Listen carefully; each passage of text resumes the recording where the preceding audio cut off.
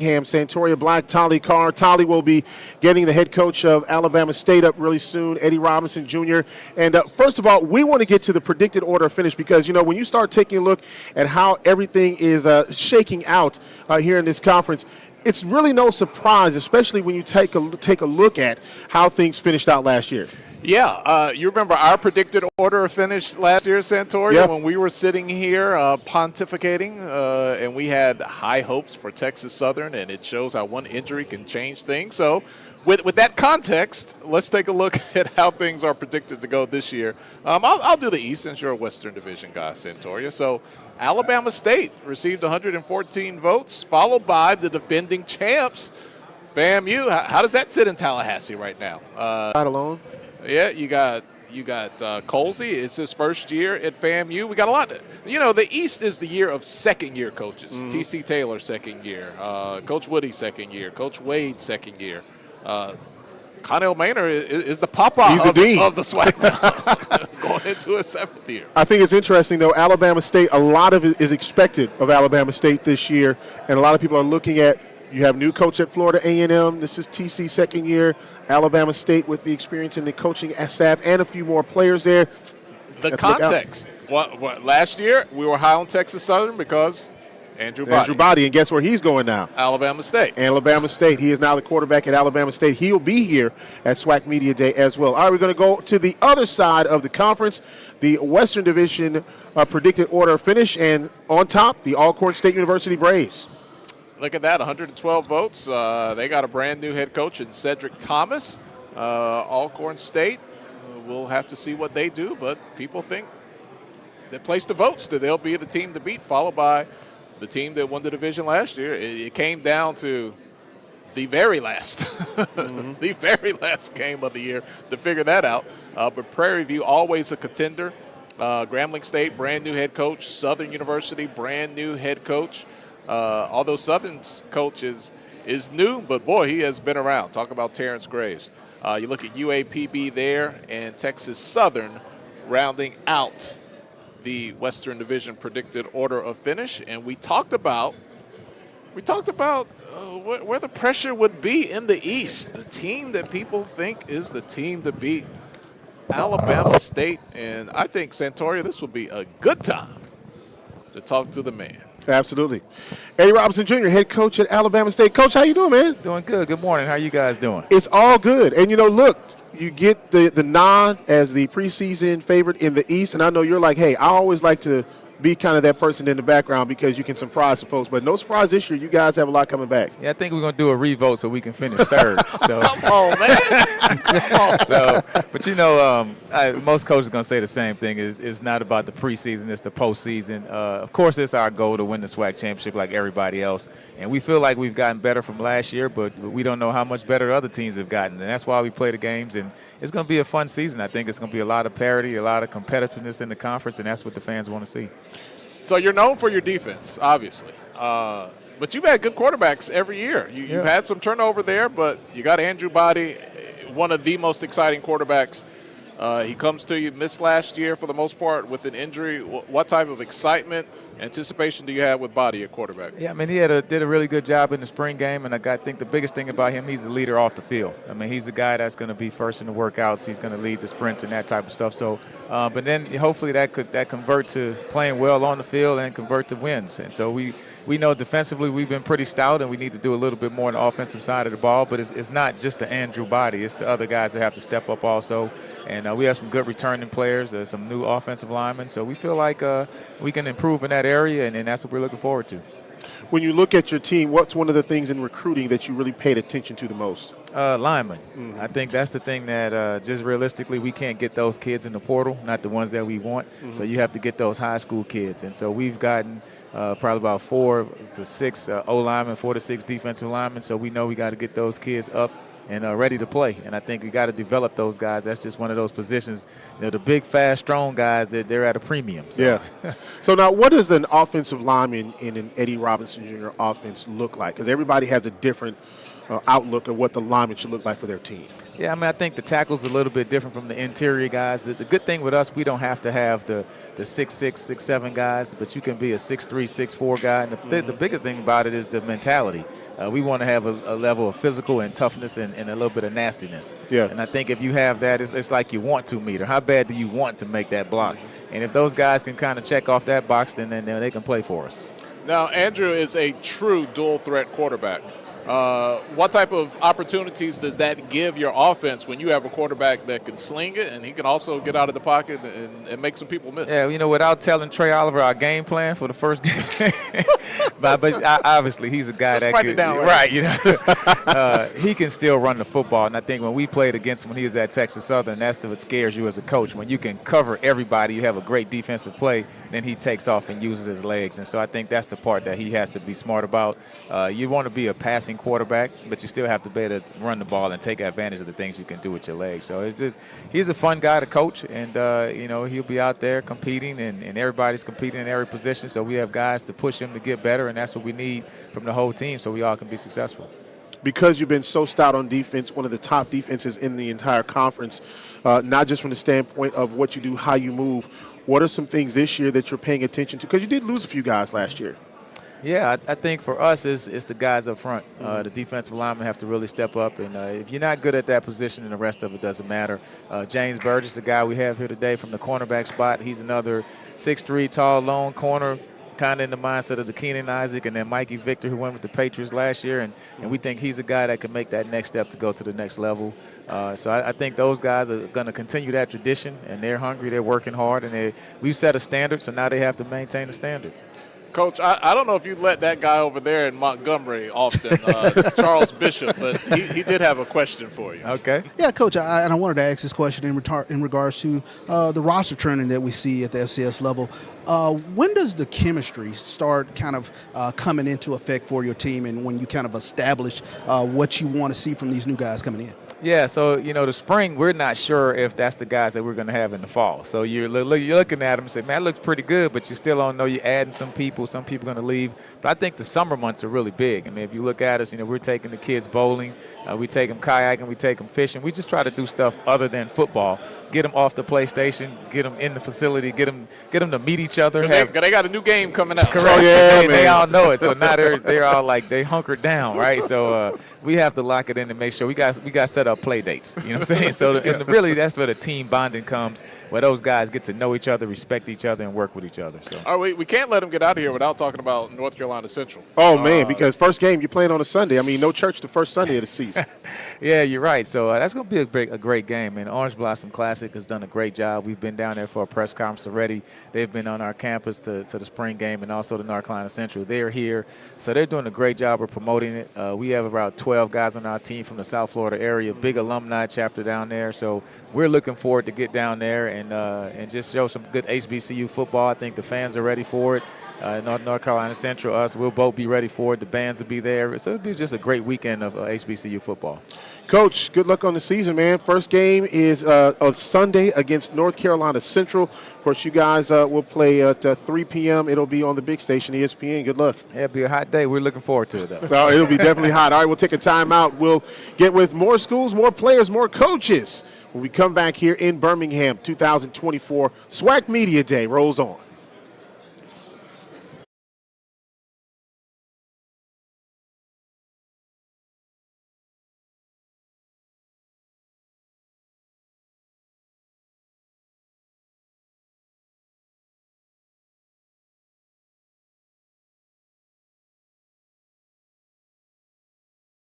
Gatorade, the world's most superior sports drink, designed to rehydrate, replenish, and refuel.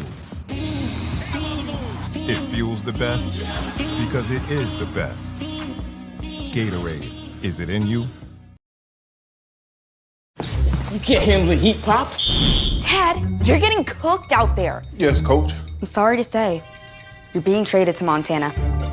But I'm your father. That's why this is so hard. What team is in Montana?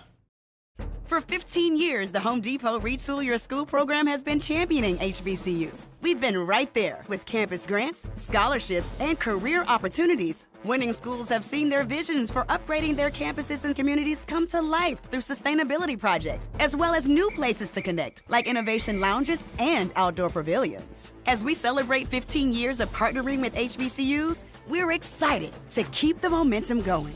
Retool your school. We're powered by purpose.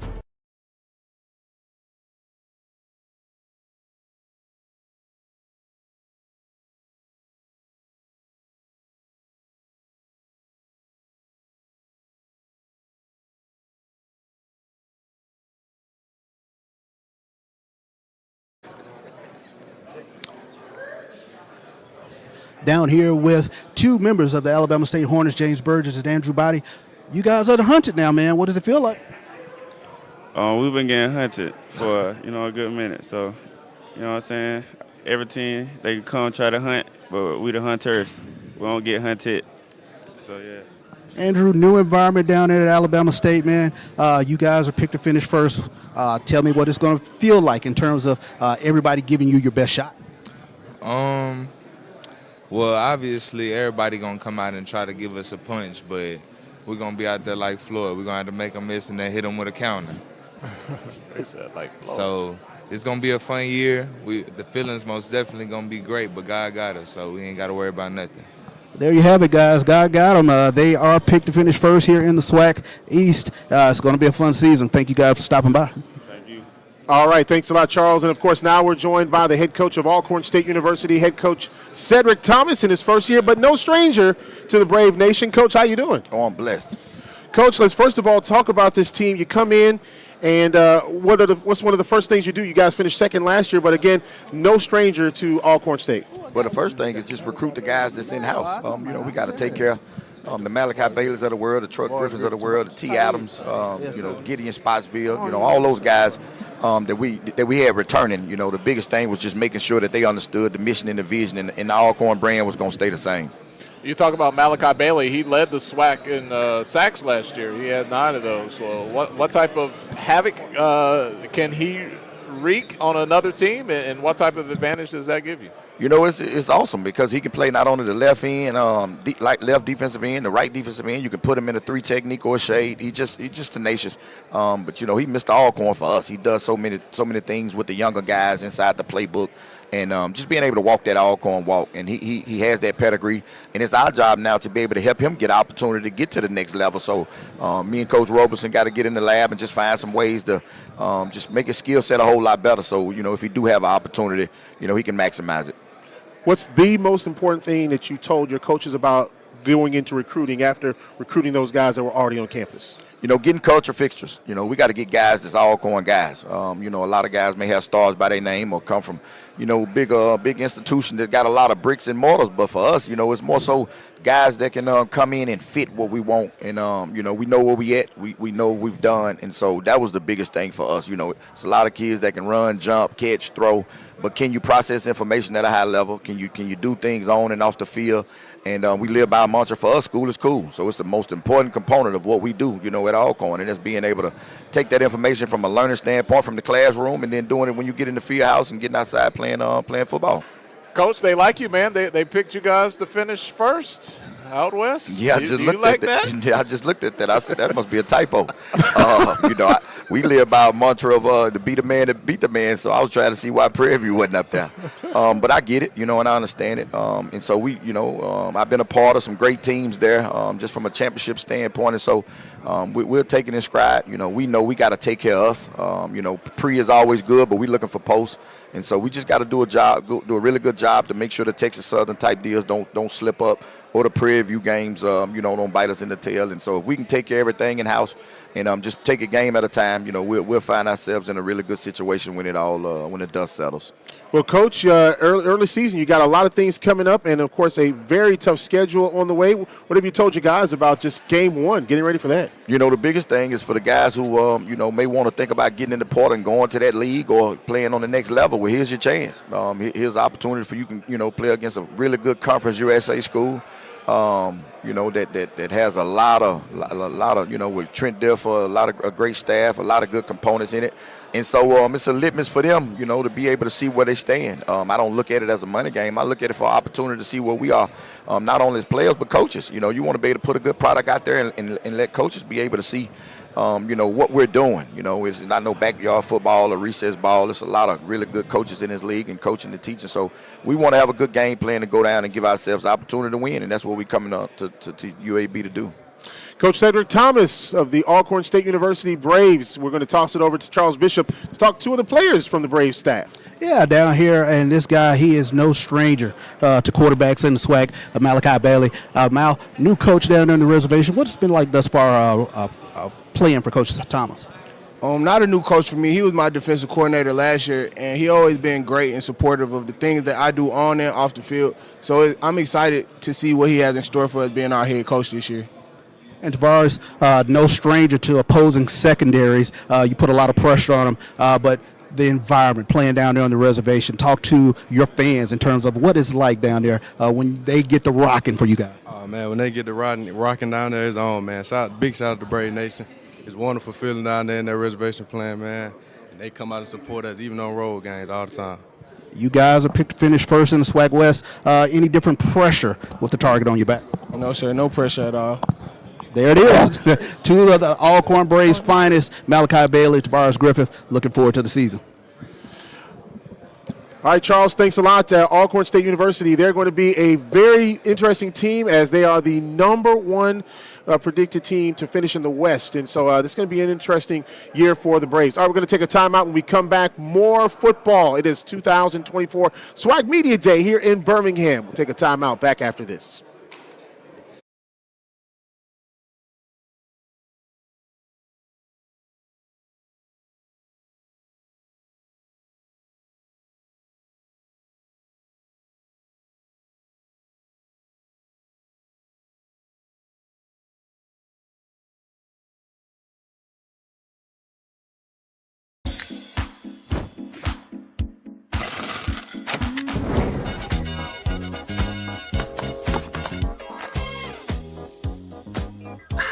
Get your girls out this summer with Pepsi, the official beverage of Girls Night Out. Is this what you want? These crunchy ridges? Yes, Coach! If you want to secure the bag, then step it up. Does he know there's more Ruffles in the pantry? You want these chips? Keep practicing. When you join the HBCU family, you become part of the tradition of breaking barriers in your community, breaking ground in your career, and bringing it with everything you do. From how you look to how you move in the classroom, on the court, and on the field. That's why Academy Sports and Outdoors is proud to celebrate the HBCU. We are exactly what you think. We are not at all what you think. We are past, present, and future, all in one.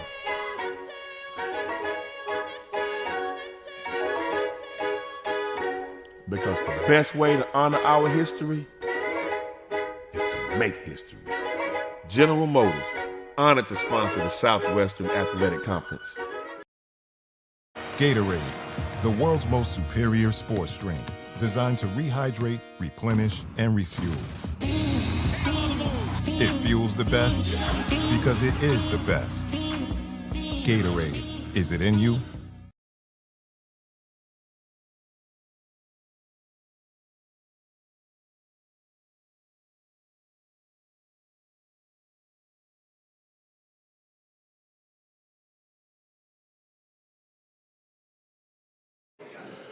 Back here in Birmingham, it's the 2024 SWAC Media Day for football, and we are just, man, we're not even talking about months away now. We are just weeks away from the first game of the season. And, of course, you know, you've got the MEAC SWAC Challenge, which is just around the corner, and that'll highlight the first week.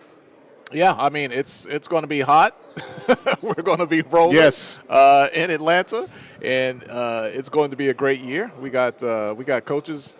We got a Colzie condition happening. We're just going to do it in real time. You're right there, Coach. Come on. Yeah, come on. Look, it's live.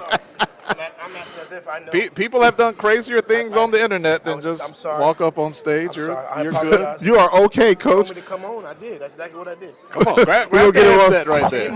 We're going to get his headset on here. And, Coach. He said if you're not early, you're not on time. You're not on time. Well, look, Coach Colzie from Florida A&M. Coach, look. First year, but not your first year. You're familiar with the program. Talk about what you've had to do so far just to get ready here. Well, I mean, obviously, this is my third season coming in, and I I think that being under Coach Simmons as the assistant head coach and working with the defensive backs, I learned early how important football is to the FAMU Rattlers. Look, football is one of those things. It's not just about a game. It's not just about a team. It is a culture at Florida A&M. When you're going out and you're recruiting players, what are you telling them and how important it is to understand that they're not just joining a team but a family? Well, I think the biggest thing is once we get these guys on campus and get them and show them all of the positive things that are going on in Tallahassee, specifically at Florida A&M, getting a chance for them to be around our professors, getting a chance to be around our team, getting a chance to be around in the city, getting a chance to be around our administration, and it's really, really easy. Now, obviously, a lot of these recruits that we signed were in the spring, but a lot of them came to our spring game. They saw some of the losses that we had, that we had incurred during the season, so they also saw a lot of opportunity. Obviously the guys we lost via the portal or via graduation, right? So those recruits that we brought in saw an opportunity where they can contribute early and have the opportunity to be successful early in their careers. Coach Colzie, if you do your research, you will find that FAMU leads all FCS schools in FBS transfers. You hit the portal pretty hard. Yeah. How do you make that successful? Because there's also research that says just because you get all these transfers doesn't mean you win a championship. So how do you balance those two? And that's a great question. I will say this. When we were looking at the players that we lost, now it was extremely important for us to try to get those similar type of players. And so when you lose a third-year starter or a 3-year starter, it was going to be hard for us to bring in a high school kid of some sort. So, so you look at those guys, we had about 28 to 30 guys on my board.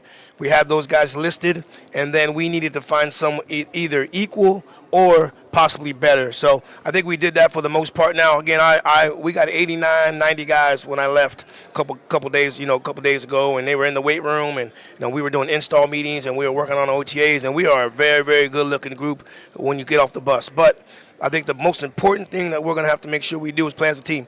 We'll be talented, as I said, guys coming from Power 5, Group of 5 conferences, but there's a strong possibility we may have guys on the third team that came from Group of 5 schools. So how is that guy going to handle that? How is that guy going to be able to get over that adversity? But ultimately, as a staff, as our veterans and our leaders of this team, we're going to have to play together. So we'll be talented, but the question will be play together if we have any type of adversity.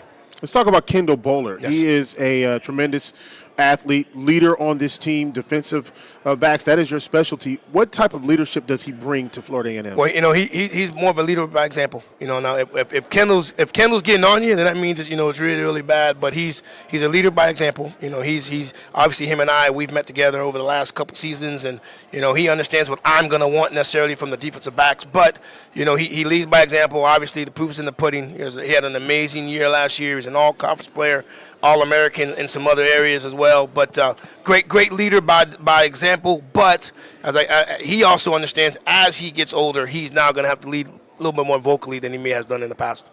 You look at your quarterback room. You got a lot of names. I wonder when that question was going to come up. Look, you got a lot of names that make people excited, but names don't always equal stats.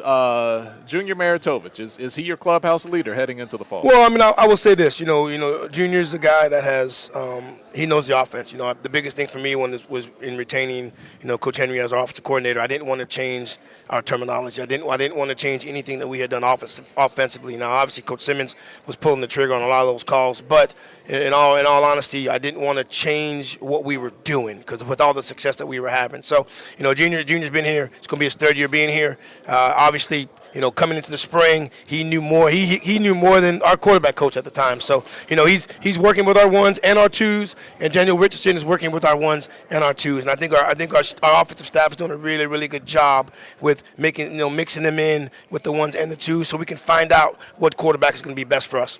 Did you see predicted order of finish? I have not. Where do they have us? They have you second. Oh, really? Alabama State. Wow. Okay. Well, how's that strike you? Well, I had us pick third. I'm not gonna lie. I had Alabama State. Third? Everybody wants to be third. I had Alabama State. I think Alabama State was 1 and Jack State was 2, or whatever the case may be. Those predictions. Obviously, it's exciting. It's exciting. I think it's coach based, right? The coaches are feeling what they think where we may be, but obviously, we play a lot of these teams later in the year, so I think the predictions are great. It give you something to stand on. It could be some locker room fodder for some other coaches, but ultimately it's going to be about when we play these teams throughout the year. I can tell you, whether it's Alabama State, Jackson State, or whatever the case may be, those teams are going to probably be a lot different in October compared to where we are right now.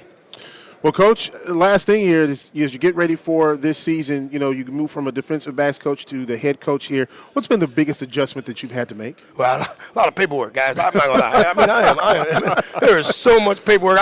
I marvel with how much Coach Simmons has done.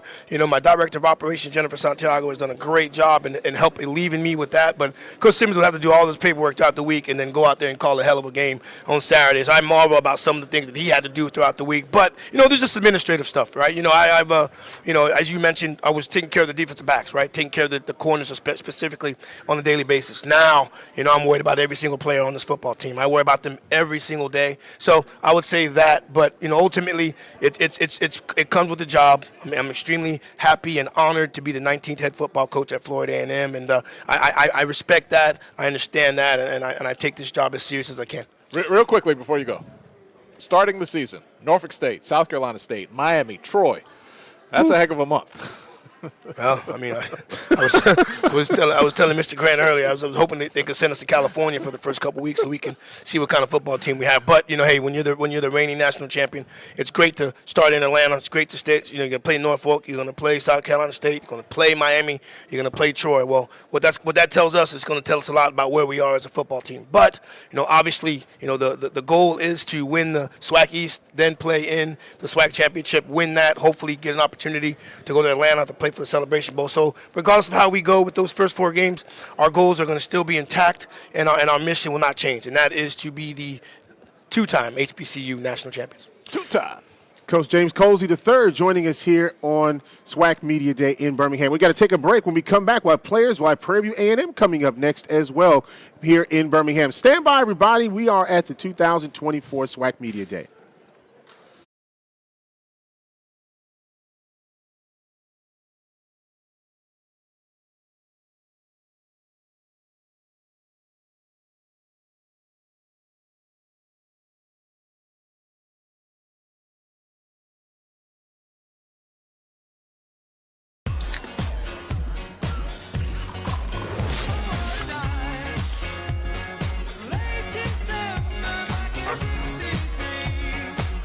Get your grills out this summer with Pepsi, the official beverage of Grills Night Out.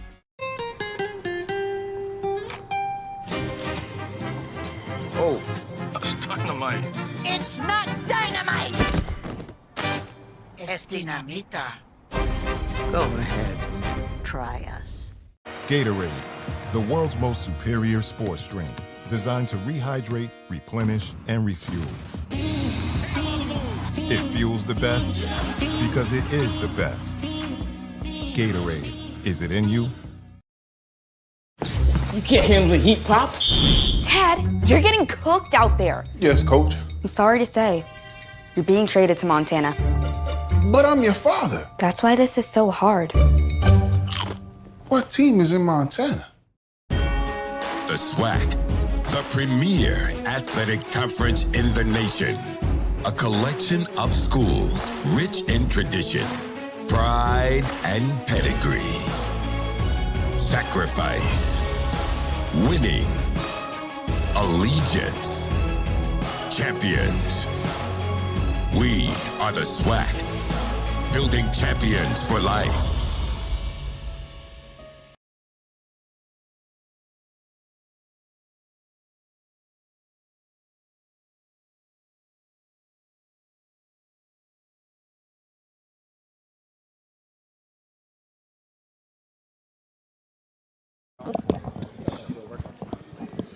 All right, welcome back here to SWAC Football Media Day here in Birmingham, Alabama. It is always great to be here. It marks the beginning of the football season and the end of vacations for the football staff. And joining us is the head coach of Prairie View A&M University, head coach Bubba McDowell. Coach, how are you? I'm good, sir. How you doing? You don't take many vacations. I don't, man. They don't give me a chance to, much as I love playing golf, too. Now, look, Coach, you've been busy this year. Not only have you been talking with all your recruits and telling your guys about how important it is to work out, but you've also been really big in doing things in the community. Absolutely. And again, for me, for my guys to see what I'm doing, and as well as the coaches, just try to, lead by example. They know that I've always been that type of guy to give back. And, again, I want these guys to understand that, it's not just about football. It's about things after they get done with football and the lives that you touch, and the lives that's going to matter down the line. So, for me to be able to continue to show that, hey, again, as I said, not just about football, but just spreading that love, outside of football. Coach, we put all the head coaches from last year in a blender in your division, and you have risen to the top as the most tenured coach going into your third year. I know. I mean, you got, Alcorn, you got rookie. Coach Thomas has SWAC hours his first year there. Coach Graves, Coach Joseph, Coach Dishman, you and Alonzo are like the OGs now. We are, man. We are. And it's exciting, man. Because, again, going into this year, to see the new staff from different schools coming in and guys that I know, coached against back in the day, it's just exciting. I think the SWAC is going to be an exciting year overall from the east and the west side. All right, they got you second. I mean, after winning the division last year, they got you second. That's how they used to do us at Miami, too. So, if we can kind of copy, that same attitude, and I'm trying to make sure these guys understand, kind of like Jimmy Johnson used to tell us, he'll say something to tee us off, like, hey, man, they got y'all second, right? So what are you going to do about it? So hopefully, they see it, and they've been asking, like, hey, Coach, say something nasty, say something. I said, now, I don't do that. But they're ready to go. Well, Coach, look, as you get ready for this year, obviously defense, one of your big mantras, and talking about how you have to make sure you have a good defense. What are some things that you did this year to really make sure that you shore things up? Well, again, just going out and beefing up that D-line. We went out and we got probably 3 transfers in this offseason. First time since I've been there that we've been pretty stocked on that D line, which is really good. So now we can rotate. Mm-hmm. We can rotate without guys getting tired. And again, it's gonna help our secondary out because as I told them, and I tell many people, I had the privilege of playing behind some great D linemen at Miami and with the Oilers, and those guys up front, as you know, are key. So, again, to have that many guys out there competing, and the great part about it is a lot of them came back, that first session on their own and just out there working in the weight room and out there on the field. So I know we're getting better. I know they understand the importance of getting better, and more importantly, as I told them, nobody's job is safe right now. Absolutely. We're going to hear from C.J. Presley in just a few moments over there with Charles Bishop. But here's a guy, defensive end, 54 tackles last year, 3.5 sacks. You're going to be looking and leaning on him a lot this year? Absolutely, and that's why I brought him to this show, man, because, again, he's a young man, again, that likes to do things in the community. But more importantly, as we've been asking as a coaching staff, as a head coach, we want more leaders, not only on defense but on offense or the team as a whole. And as I told him, I said, dude, you guys got the best unit thus far. What are you going to do? How are you going to get that unit to be able to play, down after down without getting tired, and make an impact, He keeps saying, Coach, I'm going to get it. And he's the main one that keep telling me, Coach, we're second. We're second. Mm-hmm. Hey, look, Santoria just sets me up to be the guy to ask about quarterbacks. He won't do it. So let's get into it. Let's get into the quarterback talk here because, look, this is the year where you have a lot of new quarterbacks here in this conference. Mm-hmm. And when you look at your team, what are some things that you're looking at as far as the competition in the quarterback room? Well, right now we don't have a true starter right now that I'm going to name right now. But, again, we had Lucas Cooley come in by way of Arkansas to U of H. Came in, great leader, man. I love him to death. He came in hitting the ground running. One thing I love about him, he was able to get the wide receivers out there, during their off time and throwing to them, and he's that type of guy that commands that type of thing where he wants guys out there so he can get better throwing, and we hadn't had that in a while. But, seeing Cam Peters out there now, back and ready to go. Jaden Johnson, who didn't get a chance to play last year due to some situation. But, again, it's a group of guys, again, that's going to compete. And they all out there doing well, throwing well. But also, as I told them, when I was leaving, I saw all three of them walking together, and that's what I hadn't been seeing, them three walking together. When I said, where y'all going? They said, we're going to lunch, coach. And I just looked at them and I smiled and said, this is what I want to see. More of this right here, you three guys together, talking, communicating, because they know it's a competing job right now. Nobody's a true starter, and whoever the best guy during training camp going to win this job. Yep. What are you looking for in your quarterback? What's the most important thing? I need him to be a game manager for one. Again, be able to throw the ball. I need them all to be consistent. Because again, If we get consistency at that position with the wide receivers that we have, we're going to be pretty goddamn good, And, of course, we got Coach Wheaton in there, with the chaos offense, and he's moving. I mean, he's pretty fast when he wants to get out the huddle and snap the ball. So, and that's the thing that they're kind of struggling with right now, but they are getting better at it. I love that, the chaos offense. You got to get the ball to Shamar Savage because he can make it happen. He absolutely. He's big enough. He better make it happen. Well, Coach, good luck on the season this year, man. You got a lot of great times, and of course, you always have Texas Southern to start the season. Yeah. That's my boy Carr said. He's in the SWAC, and I told him, I said, hey, man, we're in the SWAC now. It's something different. I said, don't take it personal. Absolutely. Friends are friends. Two Houston Oilers over in Houston. All right, we're going to take it over to Charles Bishop. He'll be talking with the players from Prairie View A&M University. Yeah, down here with C.J. Presley and Shamar Savage. This guy I'm looking up here at C.J. Presley. C.J., you guys have been knocking on the door the past couple of seasons. From a player perspective, what's it going to take for you guys to knock the door down? Just continue to face adversity. You always have a plan, and things never go as planned. As always, everybody knows that. And just continue how we face adversity, how we take on every challenge that comes our way, and just make sure we keep a positive mindset, a next play mindset, and just taking care of business that way. Shamar, I know you're a deep threat, man. Me and you were talking a little bit about the quarterback room. You're excited. You're all smiles, man. All smiles. So right now we got 4 strong quarterbacks: Cam, Jaden, Deuce, Lucas. No matter what quarterback I step on that field with, I believe in all of them to get the job done. Single high safety DB comes up and presses you. What are you going to do, man? Whoa. You know that favorite word as a wide receiver? Blur. There you have it, guys. Prairie View A&M getting set for the season. Texas Southern is that first game. Man, can't wait. Labor Day Classic in Houston, Texas, and 2 old teammates, 2 guys who played with the Oilers. You got Chris Dishman, you got Bubba McDowell. It's all Houston love. And I mean, you could probably see some of the old Oilers come out to the game just to see that. A whole bunch of them have been calling. Me and Chris like, okay, which side are you going to be? So some are going to have like half and half, and then one of my buddies, who Floyd Johnson promotion, he said he's going to wear half side PV a jersey and half side TSU. Well, look, we're going to take a time out here. When we come back, more coaches, more players, and we'll talk about some of the great classics, not just the Labor Day Classic, but some of the other great classics coming up this year. We'll take a time out back after this here in Birmingham.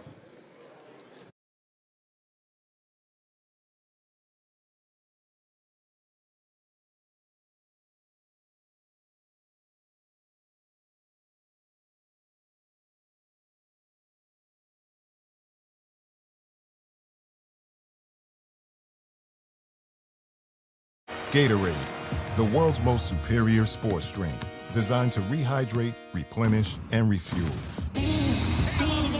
It fuels the best because it is the best.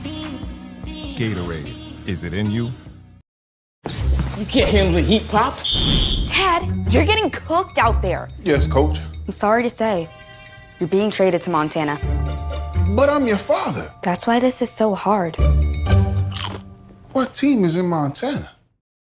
For 15 years, the Home Depot Retool Your School program has been championing HBCUs. We've been right there with campus grants, scholarships, and career opportunities. Winning schools have seen their visions for upgrading their campuses and communities come to life through sustainability projects, as well as new places to connect, like innovation lounges and outdoor pavilions. As we celebrate 15 years of partnering with HBCUs, we're excited to keep the momentum going.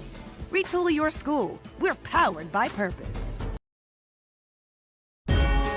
The SWAC, the premier athletic conference in the nation. A collection of schools rich in tradition, pride, and pedigree. Sacrifice, winning, allegiance, champions. We are the SWAC, building champions for life.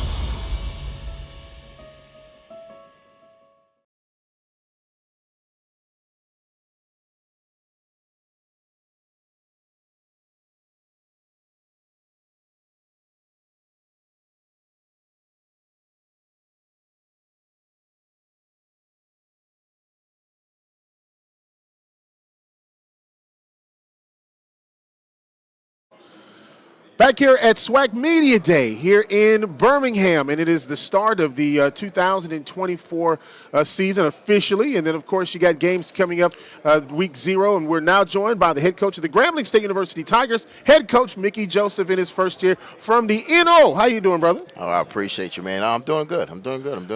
It's a great atmosphere. Coach, you've got a lot of experience. You've been at Grambling before already as an assistant coach. You've been at Louisiana Tech. You've been at LSU. You've been at Nebraska. Now coming to Grambling as the head coach. How has all of that experience gotten you ready for this game, for this season? Well, I probably should do what my mom said. We need to get a stock in U-Haul with me and my brothers, because we always moving on jobs. But, the experience has been great. You have the 90-day. We did the 90-day, first day on the job. That went well. The first thing we wanted to do is get in there and evaluate these kids, let these kids know that we're not going to just come in here and cut everybody, because we wanted to know what type of kid they were, what it was at graduation-wise, what type of player they were going to be. So we wanted to give them an opportunity to stay a part of the team if they checked the boxes. So that was part of it, and then it was getting the staff in, and we got the staff in. So right now it's going pretty smoothly. We just got to continue to improve every time we hit the field. Well, one kid that checks all the boxes is Miles Crawley. You definitely want to keep him around. Absolutely.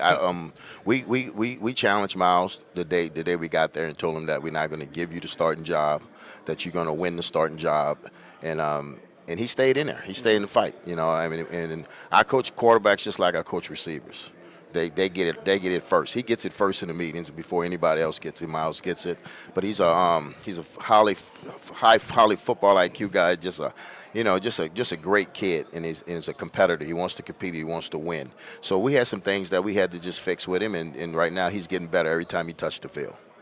Well, Coach, look, on the other side, you talk about defense, and that's one of the things that I know early on you said you had to make sure that you improved on the defense. A lot of things you want to improve, making sure that you stop deep balls, make sure you stop the run. What are some things that you did as far as just the recruiting side? Well, we had to bring in some defensive linemen in.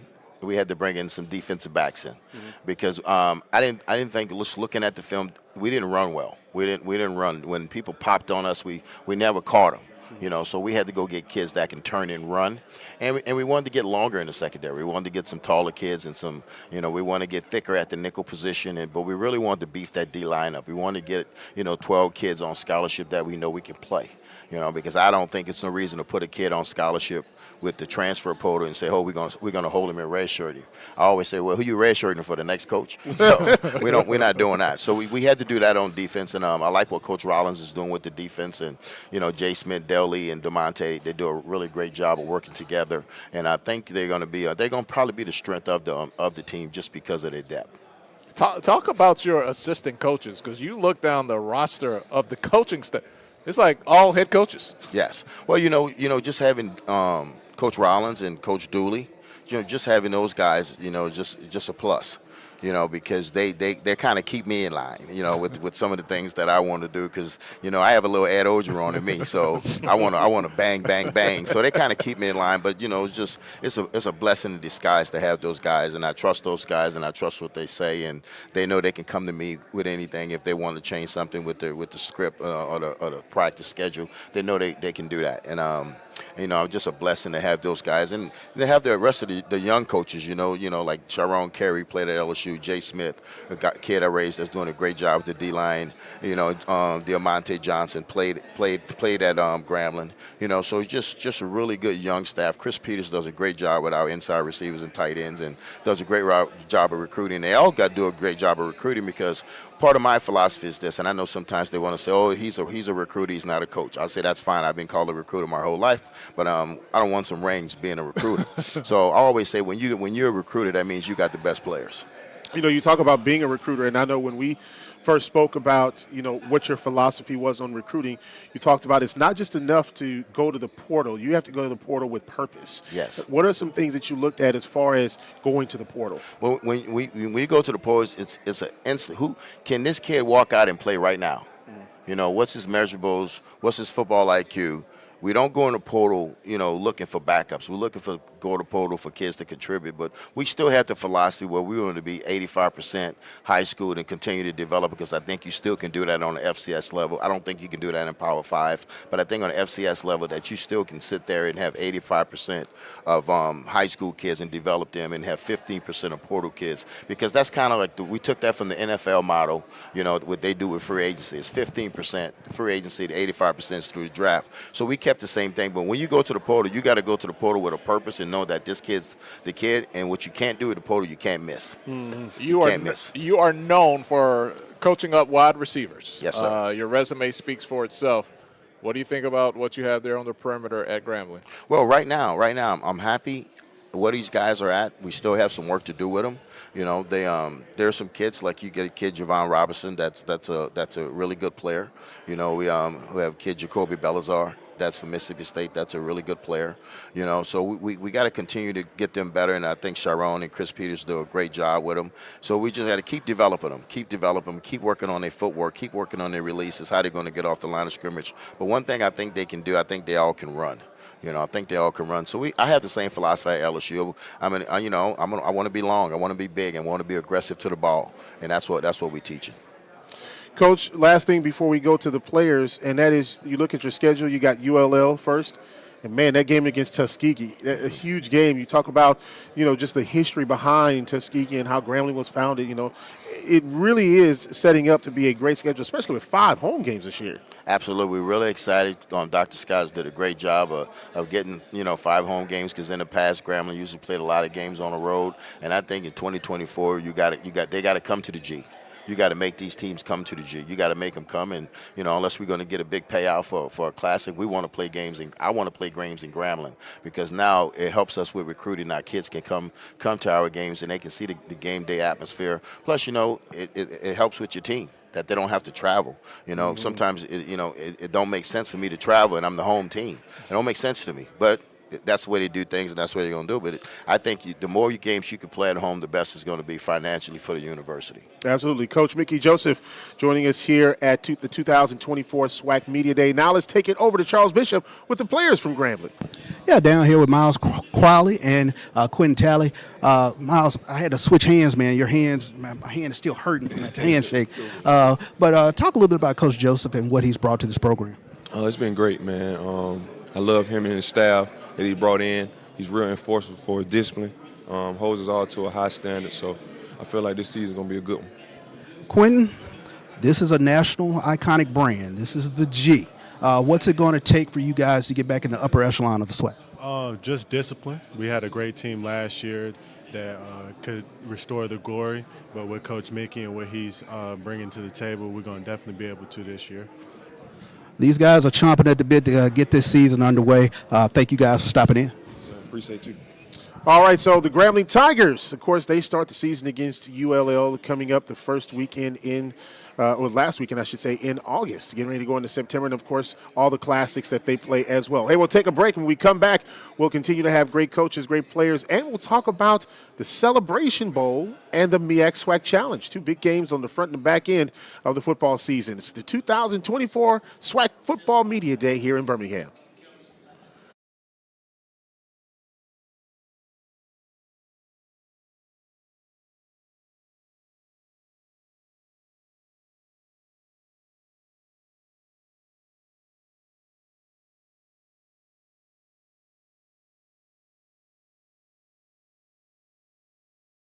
Gatorade, the world's most superior sports drink, designed to rehydrate, replenish, and refuel. It fuels the best because it is the best. Gatorade, is it in you? You can't handle the heat, Pops. Dad, you're getting cooked out there. Yes, Coach. I'm sorry to say, you're being traded to Montana. But I'm your father. That's why this is so hard. What team is in Montana?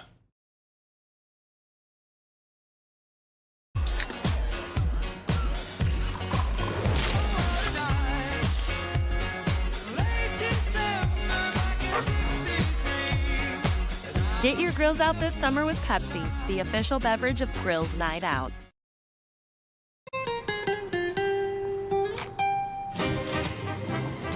Oh, that's dynamite. It's not dynamite! Es dinamita. Go ahead. Try us. The SWAC, the premier athletic conference in the nation. A collection of schools rich in tradition, pride, and pedigree. Sacrifice, winning, allegiance, champions. We are the SWAC, building champions for life.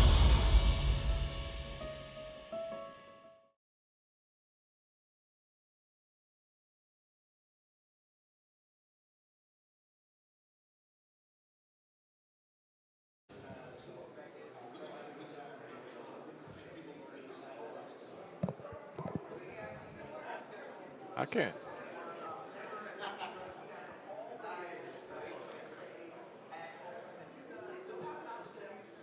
All right, but here at SWAC Media Day, we're going to get down to Charles Bishop with the players from Florida A&M here in just a second, and they're going to talk about what's going on with the Rattlers. No doubt, down here with Kevin Dean and Kendall Bowler, you guys brought out the hardware. I like to see it, man. There's a lot of diamonds in there, a little bling action. No doubt about it. You guys have established yourselves as being one of the more iconic brands, the 100, if you will. Picked to finish second here in the SWAC. But talk a little bit about, with the roster turnover, what you guys are trying to bring to this season. You know, we bring a lot of great things to see. You know, Coach Colzie did a great job of recruiting guys. You know, we got guys from like Kansas, Purdue, UCF, TCU. You know, we trying to reload and repeat this thing, man. So that's what we're trying to do. When we take a look at you breaking in a new quarterback, do you want a few more touches over there on the offensive side of the ball? I want a lot more touches. I want to give myself an even better chance to impact the offense in a positive way, but we want a quarterback that's going to come out and make the right decisions for the offense as a whole. $1 million question. Can you withstand being the hunted, the reigning Black College national champion? You know, it means a lot. You know, every game, like Coach Colzie been saying, we got a target on our back every game. So, and like he been saying, like every team we play, we're gonna get it 110% every time. So every team we play, we're gonna get that best shot. So it's just up to us to do what we got to do. There you have it, Kendall Bowler, Kevin Dean. They are the reigning Black College national champions. They brought the hardware out. Let them see the hardware. Back to you guys. A lot of bling there with Florida A&M. Look, of course, they won the championship last year. They'll open up the SWAC MEAC Challenge in Atlanta coming up the first week of the season. Yeah, I mean, you look at FAMU's schedule, man. We talked about it. You got Norfolk State. Then you got the trip back down memory lane in the MEAC. You got South Carolina State. Then you got Miami. Not Miami of Ohio, like Miami. Yeah. Then you got Troy.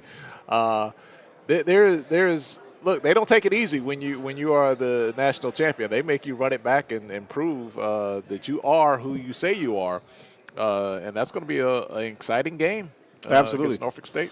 August 24th, Center Park Stadium in Atlanta. Of course, that game will be nationally televised. And, you know, there's a lot of great nationally televised games. And might add, we talked to the representative from Cricket earlier, and it is sponsored by Cricket. And so, look, we're excited about this season. And, you know, you talk about the MEAC SWAC Challenge, and, of course, FAMU able to win the national championship, Black College National Championship in Atlanta last year, winning the Celebration Bowl, the back end of the games. And, you know, the Celebration Bowl, one of those big games, and, you know, it's been dominated by the MEAC for so long. It was great to see Florida A&M get that victory. Yep, but as soon as the SWAC gets a win, what happens? We have another conversation starter, the Celebration Bowl being moved up a week because of the expanded college football playoff. I don't think they really had a choice. No, like they you don't want to be on TV against these power, are we going to call them Power 4 or Power 5 schools in an expanded playoff. You want to be the game that's on. So it was a wise move, but again, it cuts down that rest time Yes. for the SWAC. So then you go into the conversation.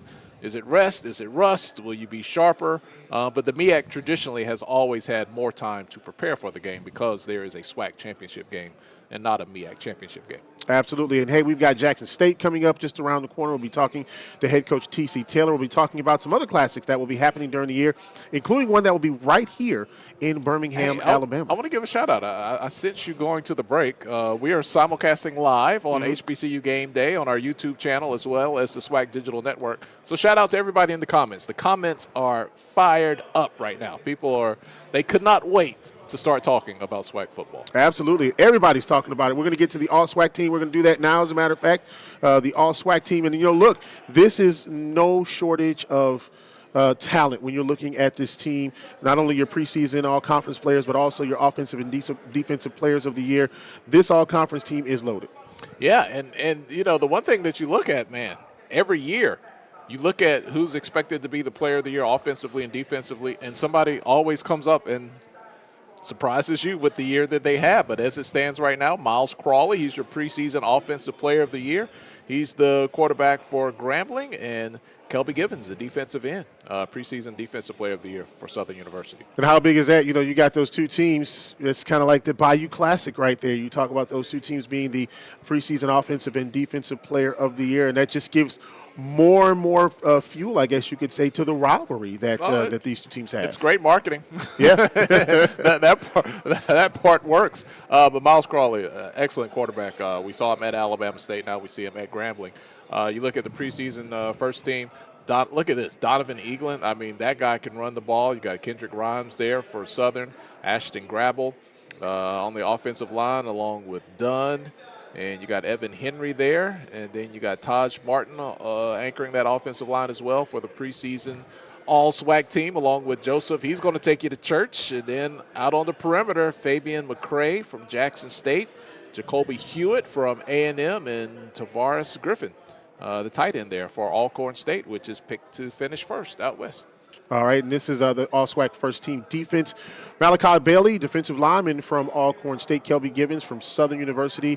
Traquan Thomas, the defensive lineman from Alabama State. C.J. Presley, who we heard from earlier from Prairie View A&M University. Big kid, really, really moves well. Rico Dozier, the linebacker from Alabama State. Jacob Williams from Texas Southern University. He's a linebacker.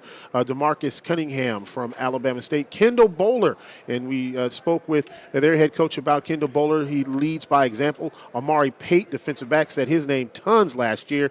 He had a great year. James Burgess. 4 picks last year. 4 picks. James Burgess, the defensive back from Alabama State. And Coach Eddie Robinson Jr. said this is a guy that really plays well, kind of the quarterback of the defense. And Deco Wilson, the defensive back from Florida A&M. No shortage of talent here. All right, and these are the guys that, hey, you might not think about them a lot until they do something wrong. But, boy, when they're doing it right, it really helps your team to success and victory. Special teams, you got Cameron Gillis, place kicker from FAMU, Matt Knoll, punter for Jackson State, Robert McMinn from Alabama State, return specialist, and Braxton Blackwell, the long snapper. You always got to give love to the long snapper. They're from Southern University. Robert McMinn has amazing speed. Saw him return a couple of punts last year for touchdowns. If he gets a hold of that ball and into the open field, he can really, really go. So he is a dangerous returner. Here's the All-SWAC second team offense. Jace Wilson, Kelvin Dean, the running back. Marcus Harris, running back. Carson Winson, he is the offensive lineman from Alabama A&M. Joshua Trask Jr., offensive lineman. And Mehdi Torrance, offensive lineman from Texas Southern. Cameron Williams from Alabama A&M. Jamari Gassett from Florida A&M. Javon Robinson from Grambling. And Jackson Davis from Mississippi Valley. He's got great hands for a tight end. Not only is he a good, really very good blocker, but he's also got some great hands. And we'll have a new field to play on this year. Absolutely. Looking forward to some great things there for Mississippi Valley. And that's a team you don't hear about as much, but looking forward to hearing about them. All right, second team defense, Jeremiah Williams from Jackson State. As we go down the defensive line here, Alan Smith from FAMU, Michael Akins from Texas Southern, Jamal Marshall, Prairie View, Isaiah Bogarty, he's a linebacker for Texas Southern, Adirius Thomas, a linebacker as well from Bethune-Cookman. We got Derek Williams there from Southern University. Amon Scarborough, defensive back for Alabama State. Isaiah Guthrie, defensive back. He had a big year last year for Jackson State. Edwin Samora, defensive back for Alcorn. And Javius Wilson, defensive back, Texas Southern. That is your all-SWAC second-team defense. All right, and of course, our second-team specialist, Joshua Griffin, who is the place kicker from Southern. Jeremy Baker, punter from Arkansas Pine Bluff. Jamari Gassett, return specialist from Florida A&M. And the long snapper, Clayton Thomas Jr. from Bethune-Cookman. Those are your second-team all-SWAC specialists. And, of course, man, look, these are, when you start looking at this, one of the main things that you look at, especially you get to the midseason, how many of these guys on the all-conference teams are healthy, not injured. That's always been a big portion of this game, is that, when you see these teams, how many have been bitten by the injury bug? Yeah, and, we talked about special teams, like when you look back at a season, you look at how the West was won the last 2 years. I mean, we get down to the Bayou Classic, Santoria, we got 5 different scenarios of who could win the West, and you start thinking, man, an extra point here, a punt return there. It just comes down to inches, which can be the difference between your season ending or making it to the SWAC championship and maybe the Celebration Bowl. Absolutely. Got to take a break here in Birmingham. More coaches, more players coming up as the season gets ever so closer to the kickoff. We're here in Birmingham. The 2024 SWAC Football Media Day rolls on. Back after this.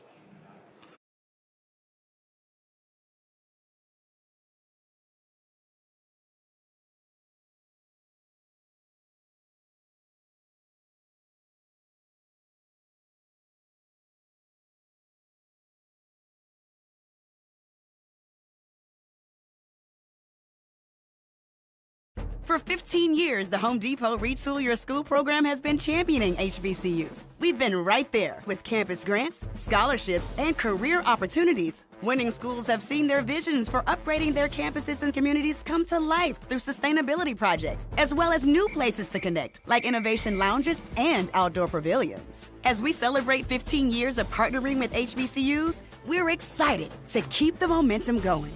Retool Your School. We're powered by purpose. We are exactly what you think. We are not at all what you think. We are past, present, and future, all in one.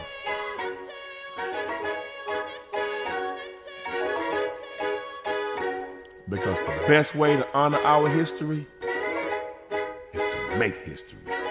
General Motors, honored to sponsor the Southwestern Athletic Conference.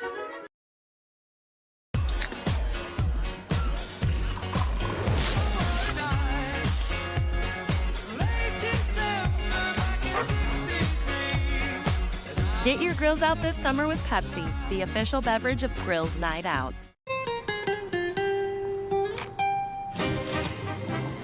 Oh, that's dynamite. It's not dynamite! Es dinamita. Go ahead. Try us.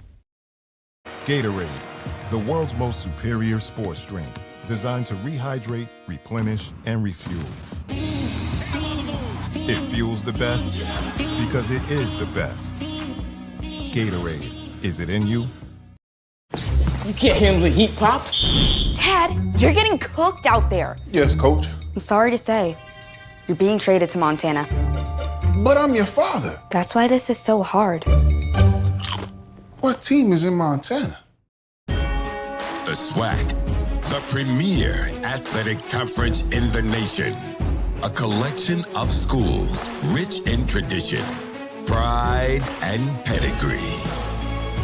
Sacrifice, winning, allegiance, champions. We are the SWAC, building champions for life.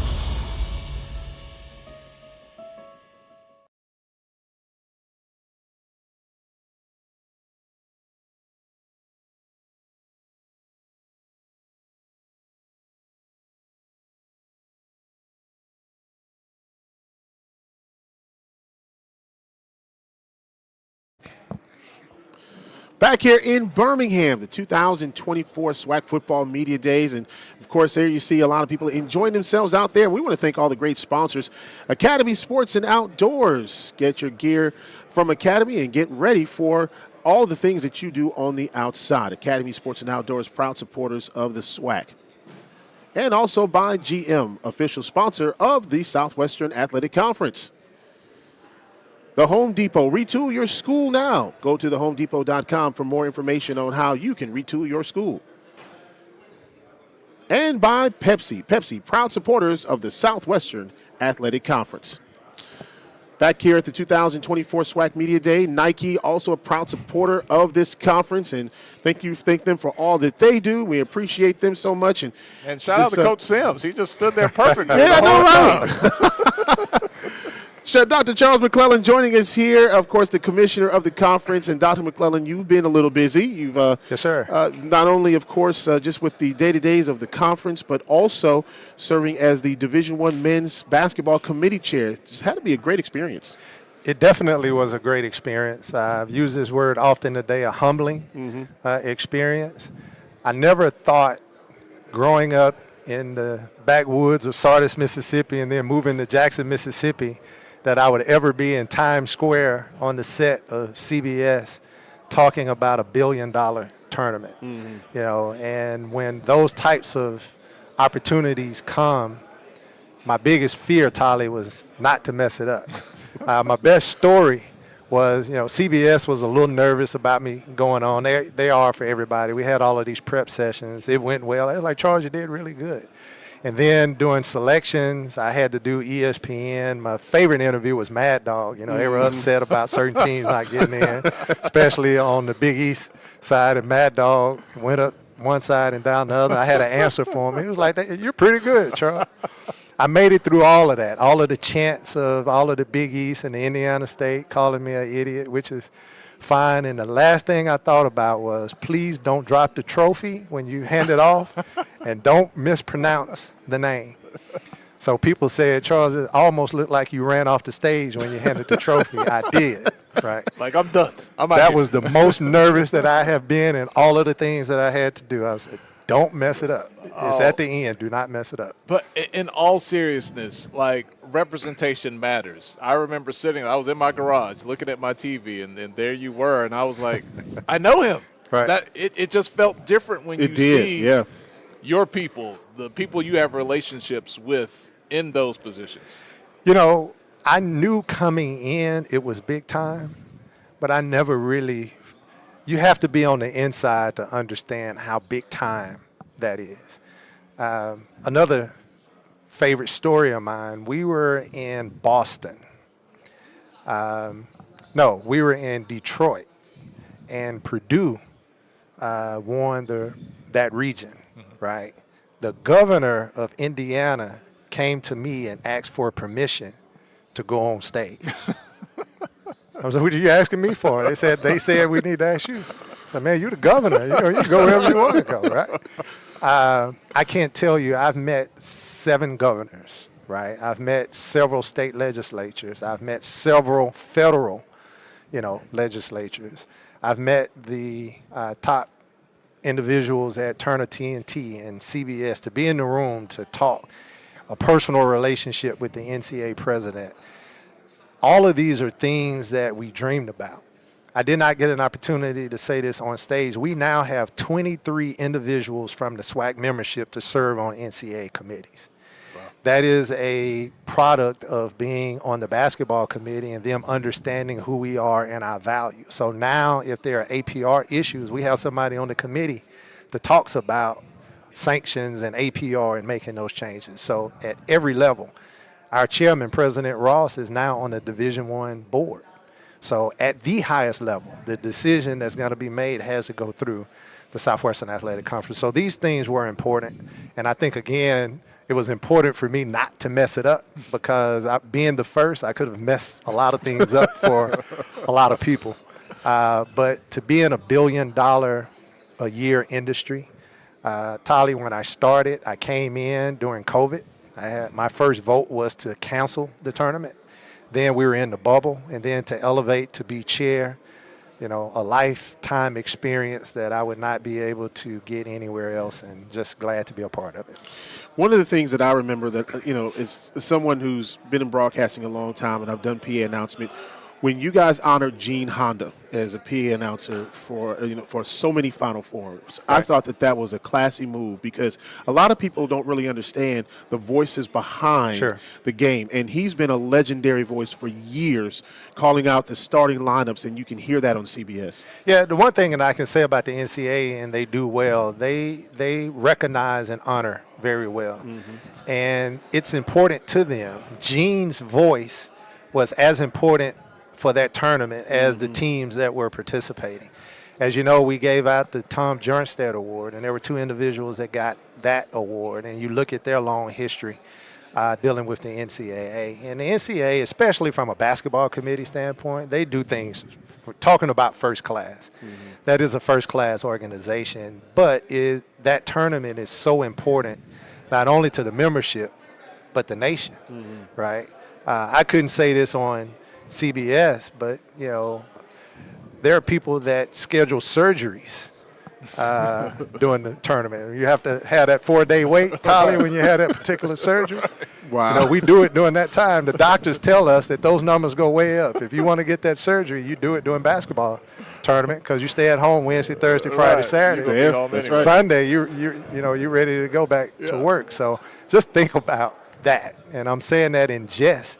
But just think about what that tournament means to this nation. And again, to be the person, the representative, the voice, the pitcher coming from the Southwestern Athletic Conference, just an humbling experience. Yeah, we were all very proud.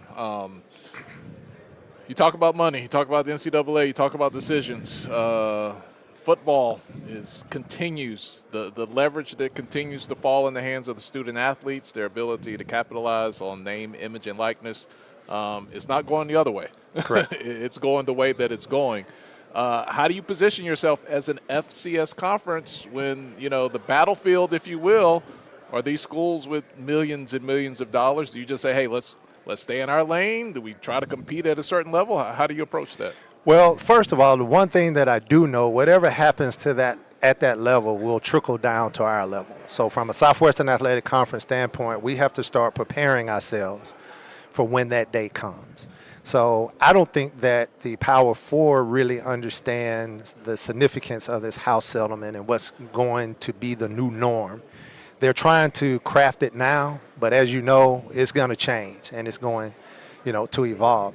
One of the things, Tolly, that we made a strategic decision, I say we, the athletic directors, SWA's presidents, and the conference office, was to say we wanted to try to insulate ourselves to a lot of the outside movement. Through the house settlement, through all of the things that have gone on with the NCAA, through name, image, and likeness, through all of the relocation of teams to conference, the one thing that you can say about the Southwestern Athletic Conference, we've been one of the most stable conferences, both in the restructuring of conferences and the members in that conference and from a financial standpoint. And that says a lot about our membership and the leadership within that membership. But I think it has continued to help us elevate, even from a television partner program, from a corporate partner program, and from a competitive. Right, and we put certain things in, even from a basketball perspective. We say, hey, although it's not mandated, we don't want you to go out there and play for NAIA schools. It hurts the entire league. Schools are starting to buy into that, and you're starting to see our rankings go up, right?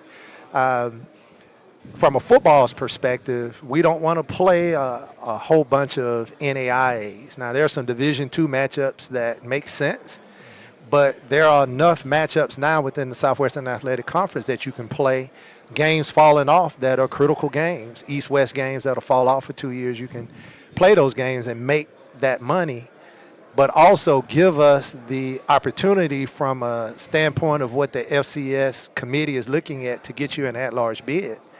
Those are the things that we're trying to do, and the membership has bought into that. So we want to remain insulated in what we do, but we also want to be cognizant of what's going on outside and around us and continue to be nimble and make those moves to put us in a position to be successful. Right now, a student athlete at the SWAC won't get paid as much as a student athlete in the SEC. That was true 100 years ago, and that's going to be true 100 years from now. But what we need to do is continue to grow that we can compete at our level. And you ask what our level is. Our level is FCS, and in my opinion, and in the opinion of several of our athletic directors, that's some of the Group of 5 institutions, and that's where we're looking at. We're looking at competing at that level. We still have some work to do, but that's the trajectory that we're going. Dr. McClelland, one of the things I wanted to ask about is, the baseball tournament, the move to Atlanta, great response from fans coming out. Saw it again this year, making a lot of moves towards the Atlanta area, and fans have been extremely receptive to that, especially Tolly, because he lives there. Right. But so many people have been receptive because Atlanta is that destination spot. Well, and the addition of Bethune and FAMU kind of put Atlanta within our footprint. And we wanted to make a strategic effort to get our footprint in the Atlanta market. Clearly, we're there for the Celebration Bowl.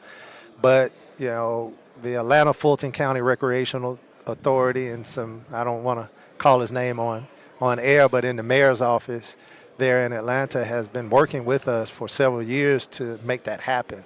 And they have been tremendous partners to the point to where our baseball tournament has moved there. Overwhelming response. We've set records in attendance. Our baseball tournaments were not that well attended. We had over 13,000 people throughout the course of the week to come. That's not huge, but that's record-setting numbers for SWAC baseball. And if we can stay in one spot in baseball, those numbers are going to continue to grow and grow. And now we've announced today that we're moving basketball there. We're going to the Gateway Center, and we've heard the response from our fan base to say, we want our basketball tournament to grow. We want more. So we're going to put a stage out in that Gateway Center corridor with the hotels. We've entered into agreements with them. We're going to have concerts out there. We're going to have artists at the games. We're going to have day parties. We're going to have events surrounding. We're going to have career fairs. The bands are going to be there. The cheerleaders are going to be there. 10 teams this year, 12 teams in the following season are going to be there. So we want to expand and grow. But, again, we have to do all of these things strategically. I hear, this is what we want, but we want to do things correctly. So when we put these things in place, they will be successful. And the fans need to do their part. You cannot drive around Atlanta and you won't pass 5 cars without FAMU, Jackson, all these, bumper stickers and license plate covers. So we need to show up now that it's in town. That's right. Dr. McClelland, thank you so much. We appreciate you and all that you do. Look, it was a proud moment seeing you on TV handing that trophy over during the national championship. When I was telling some of my folks back in Wisconsin, I said, this is HBCU. You see that, and it's a proud moment to see that. Well, I thank you very much. Again, I had a lot of funny stories, but every time my picture would flash sitting at the table, my phone would ring, and I was like, you see what I'm doing? Why are you calling me on the phone? So that'll be my part in it. Want to send shouts out to Woodlawn Entertainment. They have done a tremendous job for us. They have grown as a company. Their management, their CEO is first class, and we're just proud to partner with them to bring those games on SWAC Digital Network. So if anybody is looking for a great media partner, that's it. That's your guy. Absolutely. Dr. Charles McClelland joining us here at SWAC Media Day. When we get ready to come back, Jackson State next on the clock here in Birmingham. Back after.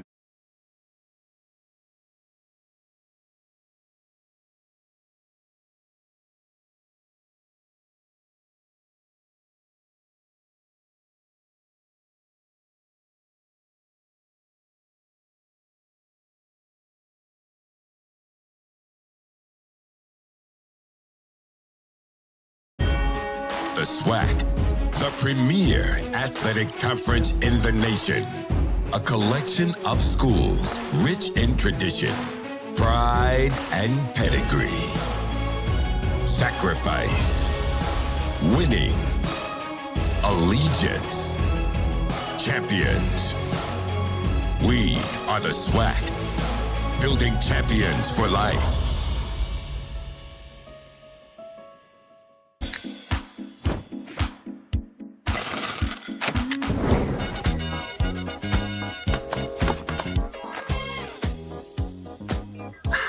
Get your girls out this summer with Pepsi, the official beverage of Girls Night Out. Is this what you want?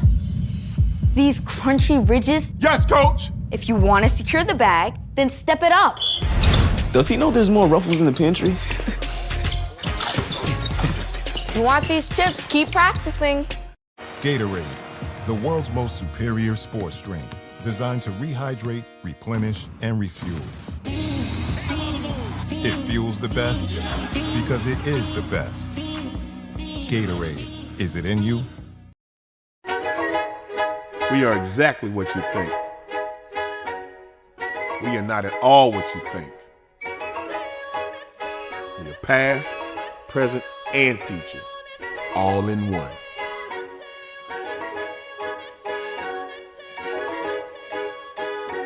Because the best way to honor our history is to make history. General Motors, honored to sponsor the Southwestern Athletic Conference.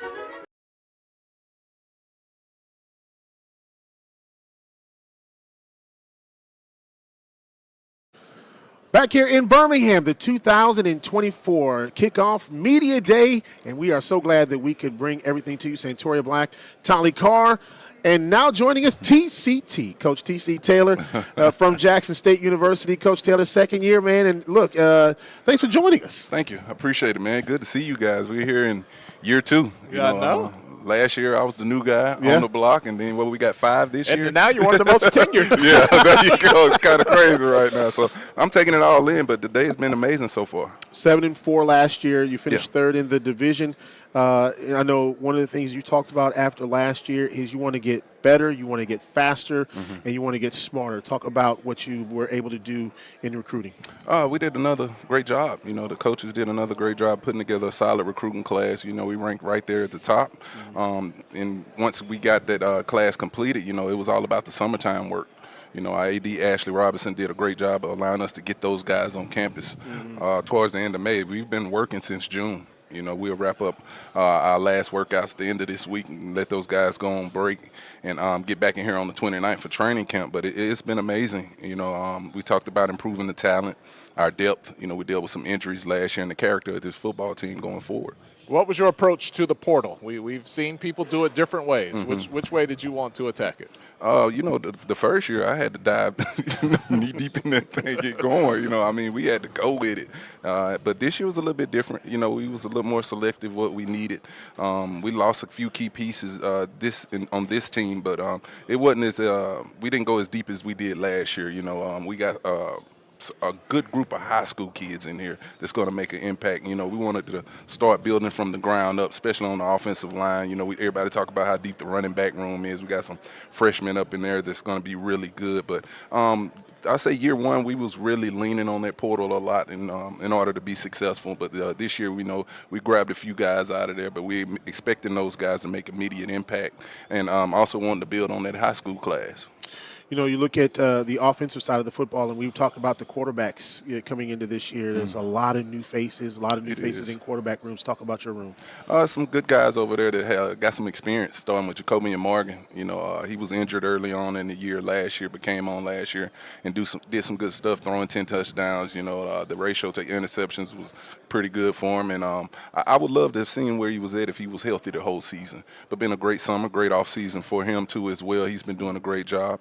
Zy McDowell has been doing some good stuff for us. He played in some games for us last year, showing flash, a dual threat guy that can really get after it and throw the football. And we talked about the transfer portal. Cameron McCoy came to us from Eastern Michigan, a really good athlete, two-sport athlete for us. So that room is going to be really good for us. We got a great competition there, and they've been showing it all summer long. McCoy from Eastern Michigan, I was going to ask about him because he seems to be a guy that can, you know, if he has to pull it down and run, he can take off with the ball. Oh, man.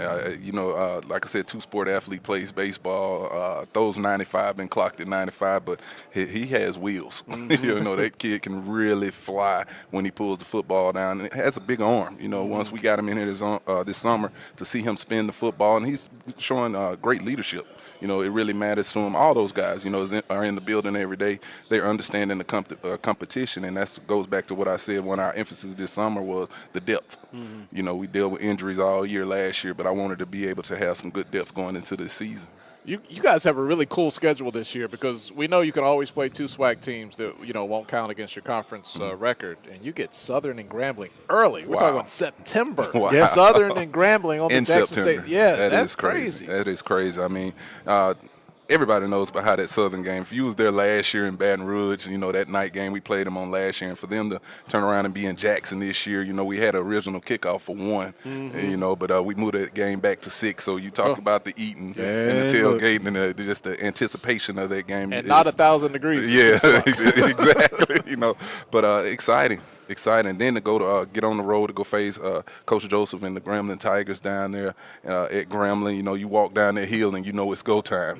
So September is about taking care of Louisiana. We got to take care of those Louisiana schools, and that's how we've been emphasizing it. I'm not going to lie to you. The last time I came to Jackson, I know I met with your SWA, Elise Kilbert, who I've known for a long time, Ashley Robinson, awesome. known a long time.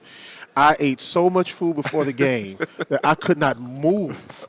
And then we had to do a broadcast, and then afterwards they said, "You want something to eat?" No, I'm full. Did you buy all the grill and stamps? Is that what you did? The hospitality in Jackson is top notch. And when you look at your administrative staff with Ashley Robinson and what he's been able to do, and of course Elise Kilbert, who's been the SWA there for a long time, just an amazing staff there. Not just football. All sports, they've been doing a great job, and they do a good job of getting us what we need to be successful. You talk about A.D. Robinson, A.D. Kilbert, they've been to places and had experienced success, and they know what it's supposed to look like. But at the same time, they demand us to, impact our student athletes, and they do a good job with that. I just know if you go to a basketball game, back up because the scoreboard is big. Oh, yeah, it's huge. You seen it? I've seen it. Yeah, that is crazy. When you take a moment to breathe after that first season, and you've been there for the ride at Jackson State as a player. You're there as a coach, and that brand I won't say it exploded, it re-exploded, returned back to its stature. What did you think about that first year when you had a moment just to kind of think about it? I always talk about we had goals of playing for a championship. Regardless of how many players that was my expectation. We wanted to play for a championship at Jackson State. The fans wanted it and we wanted it. But when you look back at it, losing that many players, replacing coaches and everything, you talk about 12 teams in the conference, only 5 I think had winning records, and we were one of those teams.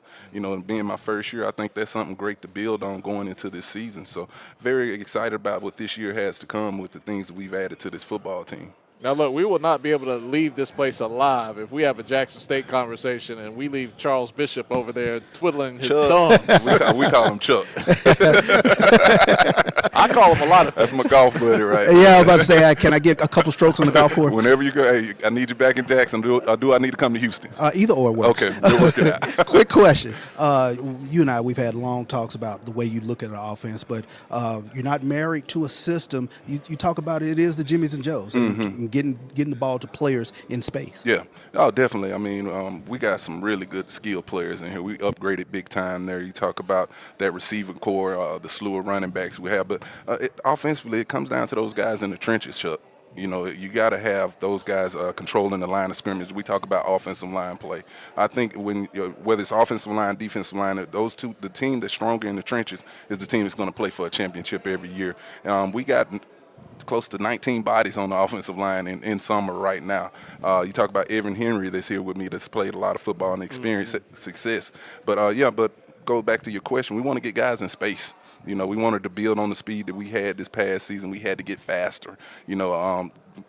I think that kind of hindered us on the special teams. Why you didn't see those big punt returns or kickoff returns. We just didn't have the speed. We got bigger at the receiver position. We got deeper there, and we talked about the quarterback play. But we want to play fast. That's what I was talking to Eddie Kelly about last night in the coaches meeting. How fast can you guys get the ball spotted?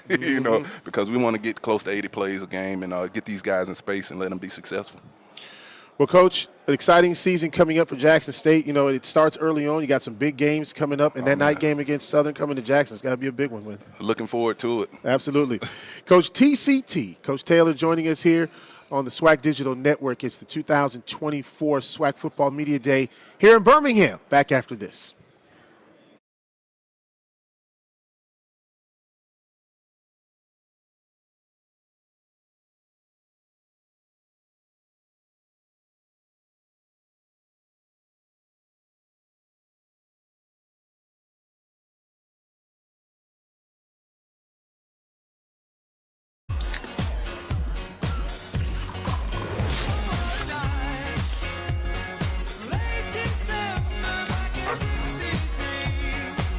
Get your grills out this summer with Pepsi, the official beverage of Grills Night Out.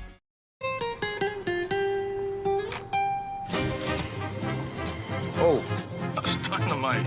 It's not dynamite! Es dinamita. Go ahead. Try us. When you join the HBCU family, you become part of the tradition of breaking barriers in your community, breaking ground in your career, and bringing it with everything you do. From how you look to how you move in the classroom, on the court, and on the field. That's why Academy Sports and Outdoors is proud to celebrate the HBCU legacy and all those to add to it in their own way. We are exactly what you think. We are not at all what you think. We are past, present, and future, all in one.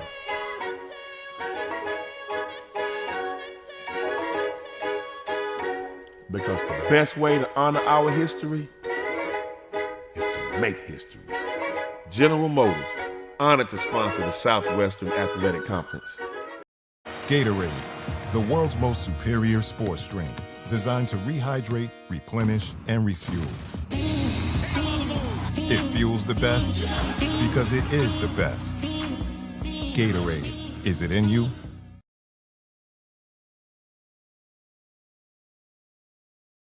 For 15 years, the Home Depot Retool Your School program has been championing HBCUs. We've been right there with campus grants, scholarships, and career opportunities. Winning schools have seen their visions for upgrading their campuses and communities come to life through sustainability projects, as well as new places to connect, like innovation lounges and outdoor pavilions. As we celebrate 15 years of partnering with HBCUs, we're excited to keep the momentum going.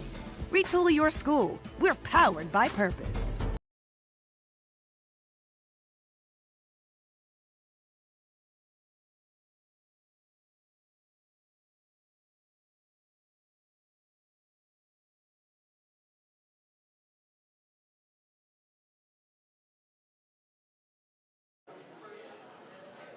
Back in Birmingham, the 2024 SWAC Football Media Day rolls on, and of course, you see folks who are out there in the area just kind of, kind of enjoying themselves and getting themselves ready for the football season. Media enjoying themselves, and look, Tolly, this is going to be a big year. I hope they don't eat all of our food, Santoria. I'm trying to tell you, look, because right now, my stomach is like on the other side of hungry.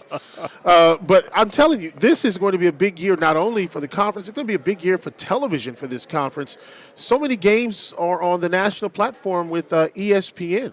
Yeah, and that's just the beginning. But of course, they get a lot of the attention. That is the big platform out there. And, it's going to start off with the MEAC SWAC Challenge. We're going to have that big game in Atlanta. It's going to be Norfolk State and FAMU. People are excited about that. Absolutely. That'll be on ABC, and then South Carolina State and Florida A&M. That's going to be on Saturday, August the 31st. And you've got the Labor Day Classic between Texas Southern and Prairie View, North Carolina Central and Alabama State on ESPN. That is a Sunday game.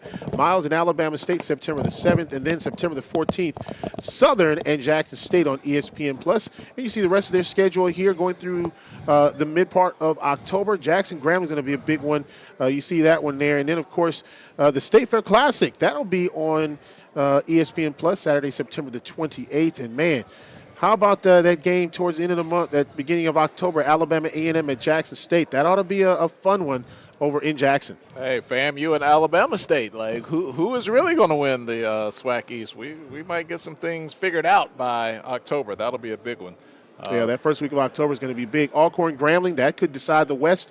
FAM and Jackson, that's a big one. Oh, no, we don't decide the West until November. Well, that's going to be exactly. You know how the West goes. Well, you never know with the West. It might be December before we figure out the West. Magic City Classic on October the 26th. Southern and FAM October the 26th as well. Two big games that weekend. And, of course, you go to Pine Bluff and Jackson State, and then Texas Southern and Florida A&M going through the first weekend of November. And then, of course, you get into the latter part of the month. End of the month, Jackson State, Alcorn State. Of course, two teams, Mississippi Capital City Classic. And you know how we're going to end it. We're going to end the season with the Celebration Bowl. It is the granddaddy of them all. It's going to be Saturday, December 14th. You kind of look at that schedule and you say to yourself, oh, that's a little early. Usually it's the third Saturday. But life changes, the business of college football changes, and you have to roll with the punches. And that is a perfect time to bring in our next guest here, Mr. John Grant, Executive Director of the Cricket Celebration Bowl and a good brother from the state of North Carolina. Absolutely. Thank you guys for having me here today. Man, it's great to see you. Well, look, of course, we want to address the change first because there's been a lot of speculation of why it happened, but obviously with the expansion of the college football playoff, there had to be movement. Absolutely. And that disruption was a ripple effect across the entire bowl ecosystem. Previously, there were 7 games on the same day as we were. All those games were moved off of that date to clear the way for the college football playoffs. But then you add to that the NFL added some games on that day as well. I mean, you got the Chiefs reigning Super Bowl champions against the Texans, and then Taylor Swift's going to be there. That's right. And then you have Pittsburgh and the Ravens, the Steelers and Ravens. So, adding all that together, no one goes up against the NFL. You can't win there. So, moving was the best option. And it's no shame. It's just common sense. It is what it is. Yeah. So our responsibility, guys, and you've been great in supporting it, is really how do we protect the enterprise and how do we put it in the best possible position for it to continue to grow and thrive. And that's what we had to do. And I think, the biggest thing is this game continues to see great numbers on television. It continues to see great support from its fans. And that's the most important thing is how do you continue to see the support from SWAC and MEAC fans? Well, first of all, I'm sitting with the SWAC. SWAC has some of the best fans in the country. That's bar none. And this competition, this rivalry, this matchup between the MEAC and SWAC conferences, the 2 Division I HBCU conferences, is just one that has been long-standing. Our objective, though, is to make sure that we're always focused forward on giving fans, the student athletes, the viewers, the best possible experience that they can get. And that means we're constantly having to innovate. We're constantly having to look to do new things. And secondly, that we don't do things that others are doing. Mm-hmm. We find the things that aren't being done, and we try to incorporate those into the experience. And, we got the MEAC SWAC Challenge that's coming up. It's going to be FAMU and Norfolk State. Dawson Odoms is back in the mix. SWAC fans love to have a good Dawson Odoms conversation. Absolutely. He's got plenty of SWAC hours left on his resume from his time at Southern. That's going to be an exciting game, man, FAM and Norfolk. It is. I mean, the first time in the history of the MEAC SWAC Challenge, now the Cricket MEAC SWAC Challenge, that we've had the reigning national champion be a part of opening the bowl season. Opening the college football season. And so with Florida A&M having captured the national championship last year, we couldn't have predicted that they would be in this game because it was scheduled in 2019. That's when we put this schedule together. But them matched up against the Norfolk State, who has not played in Atlanta before, is going to be exciting. Yeah, and I was going to ask about that. There's a lot of firsts in this game this year. And Norfolk State, I think a lot of people, they don't really see them a lot in the SWAC footprint. And for them to come to Atlanta, I think is great. When you look at the tradition they have, the band, you always see them on, social media and things. But for them to come to the South, I think is really going to be a different experience. Behold Atlanta. The green and gold. Yeah. This one is also a part of a new series that ESPN is launching this year, which is Saturday Night College Football Live on ABC. And there are going to be a series of games throughout the season that are going to be on ABC primetime on Saturday night, especially with our ESPN's partnership with the SEC. But the Cricket MEAC SWAC Challenge is the first game of that series. So to be in primetime Saturday night on a major network speaks volumes for these 2 institutions, the stage they'll be on, and for HBCUs. Now, look, there's influence. I can't say it's 100% the reason why, but when you look at the number 1 FCS team that attracted the most FBS transfers, it was far and away FAMU. Mm-hmm. So you got players out there watching, and they're maybe looking for a new home. It doesn't hurt to win a national championship on ABC for your exposure level. It doesn't, and to do it in a very exciting way. Oh yeah. Because that Celebration Bowl is ranked in my mind among several that all went down to the wire, that were nail biters to the end. And my hats off to the Rattlers for pulling it out in wonderful fashion. Absolutely. So, of course, you got the Celebration Bowl, you got the SWAC MEAC Challenge. You continue to grow the footprint of college football in Atlanta. Now you've got 2 other things that come to the city that involve the SWAC with the baseball tournament and then this year the basketball tournament. Even though they're not football, it really grows the brand because the SWAC is now not just those 2 games, it's now year long.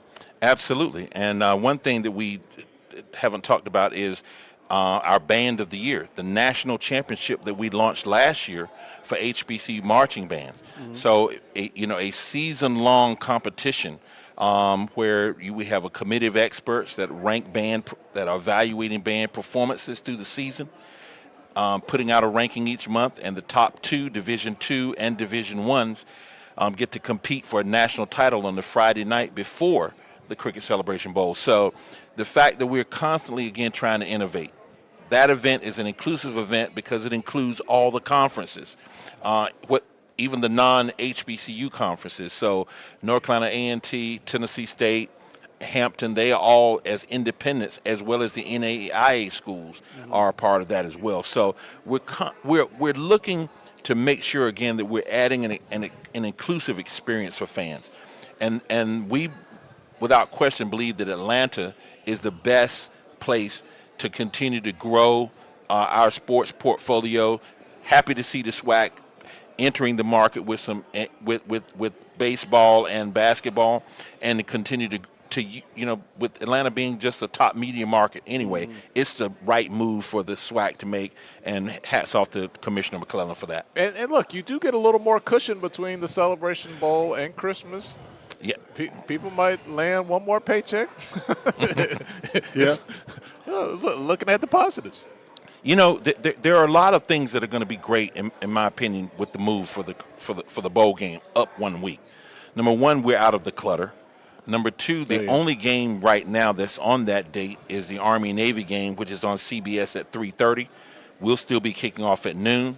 It, again, puts us in a position to open bowl season. That is critically important for the success of the bowl game. And then, most importantly, we're going to get to draft off of College Game Day, because that weekend is College Game Day's last game until the national championship game. So Game Day will be on from 9 until 12. We'll come on at 12 o'clock.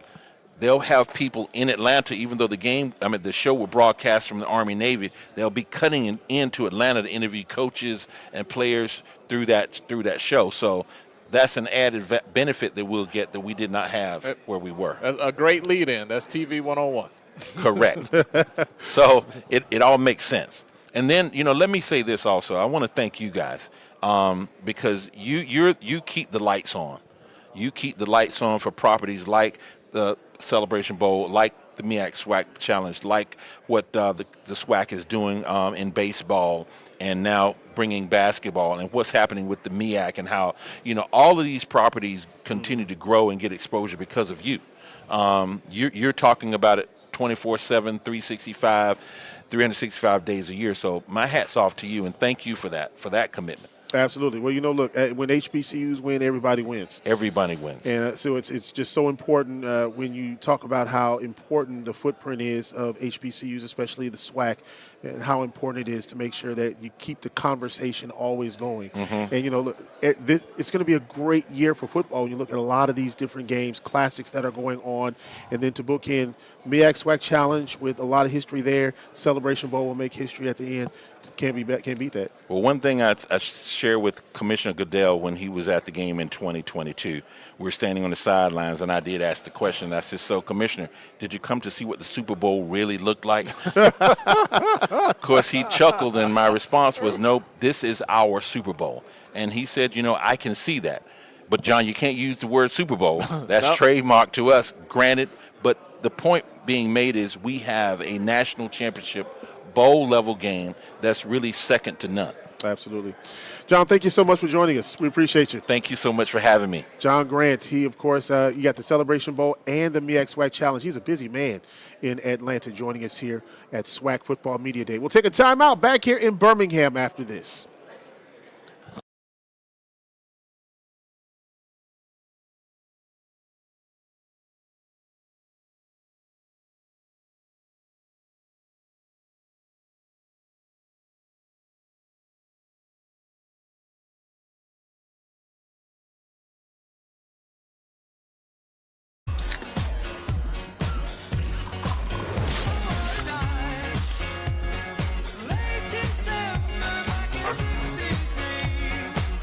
Get your grills out this summer with Pepsi, the official beverage of Grills Night Out.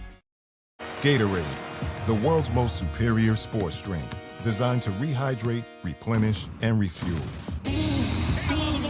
It fuels the best because it is the best. Gatorade, is it in you?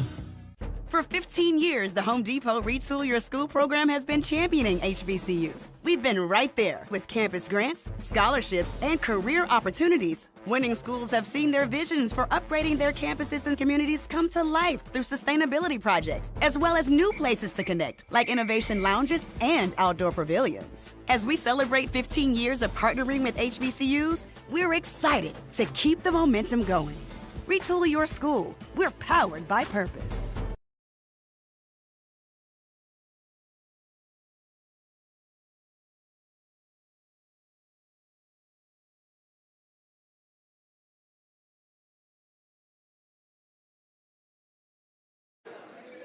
Back in Birmingham for the 2024 SWAC Football Media Day. It's now time to take a look at what the Jackson State University players look like for this year. Let's take it to Charles Bishop, who's with two of the representatives now. Santoria, if you know anything about the history of Jackson State football, there's always strong offensive line play, salty defense. Got a couple of members down here. Evan Henry, talk a little bit about your offensive line unit.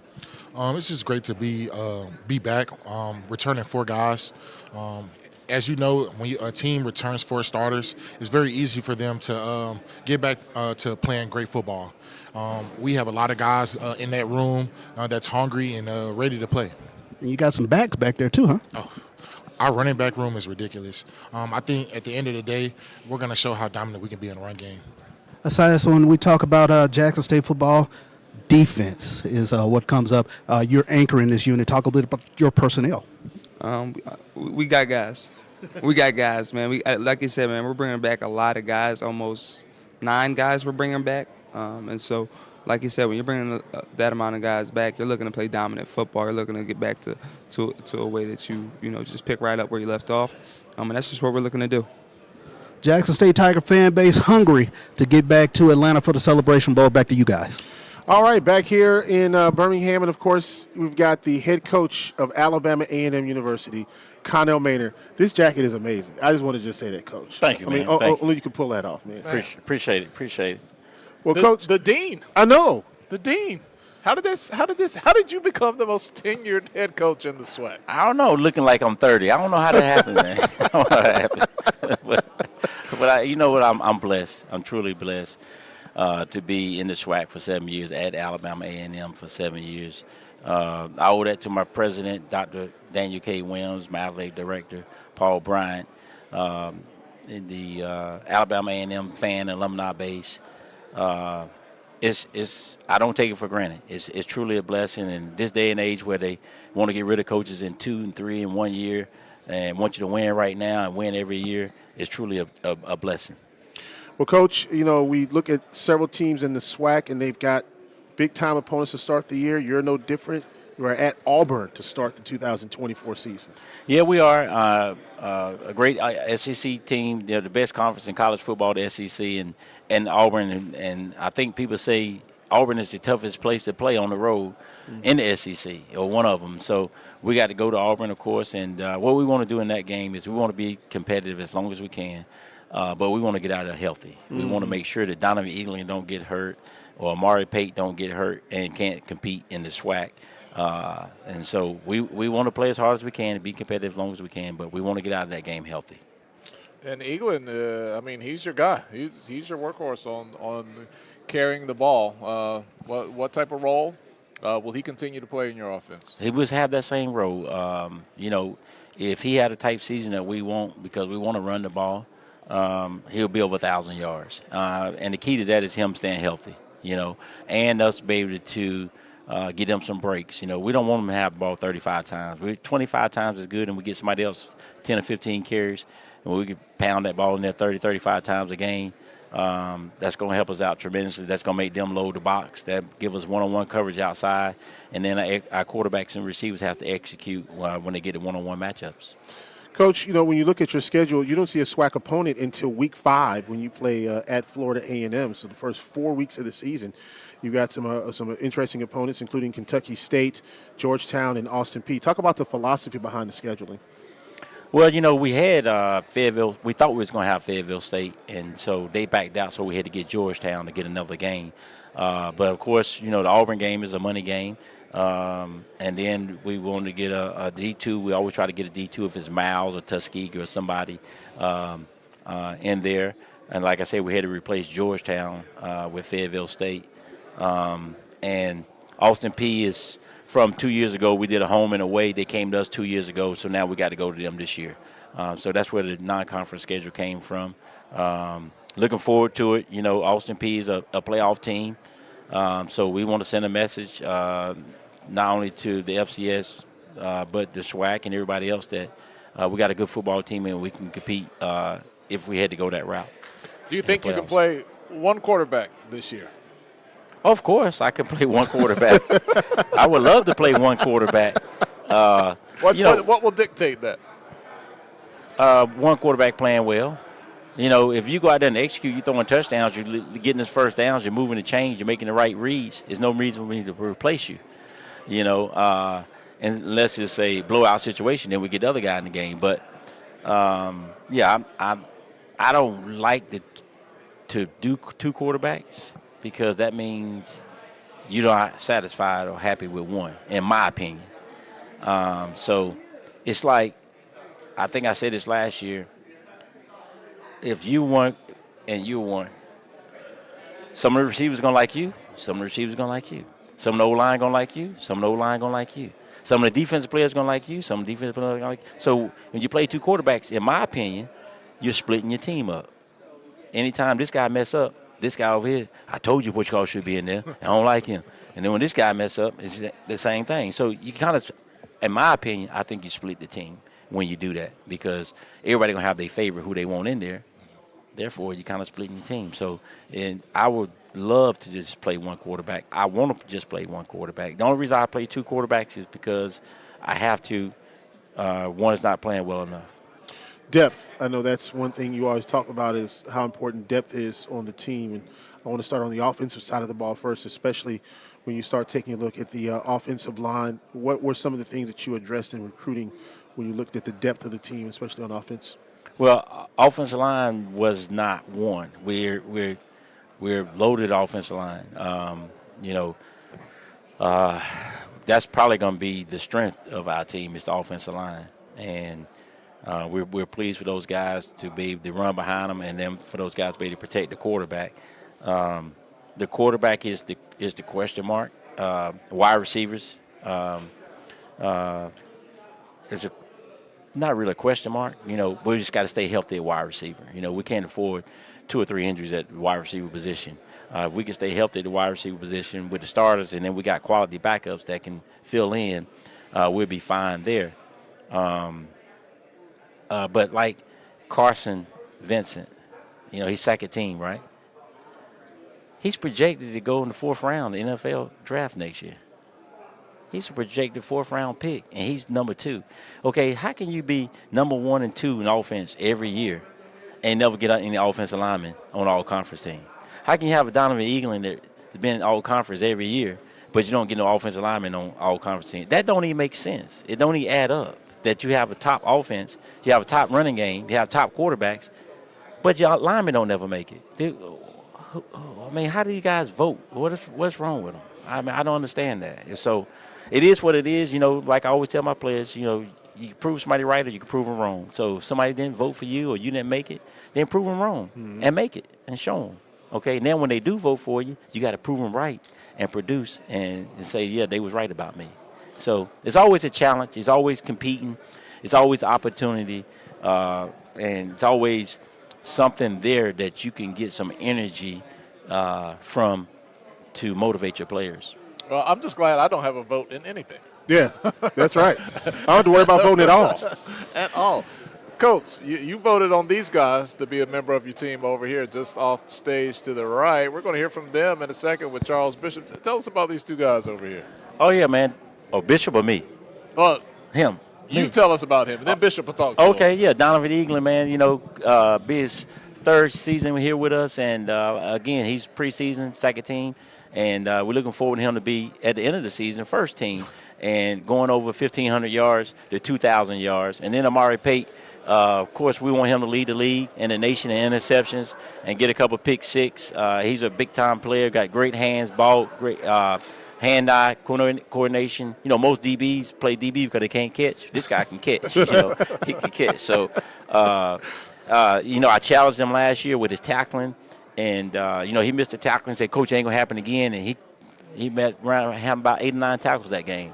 You know, but he missed one. And I got on him, and he didn't do it again. So, I'm pleased to have both of these guys on my team.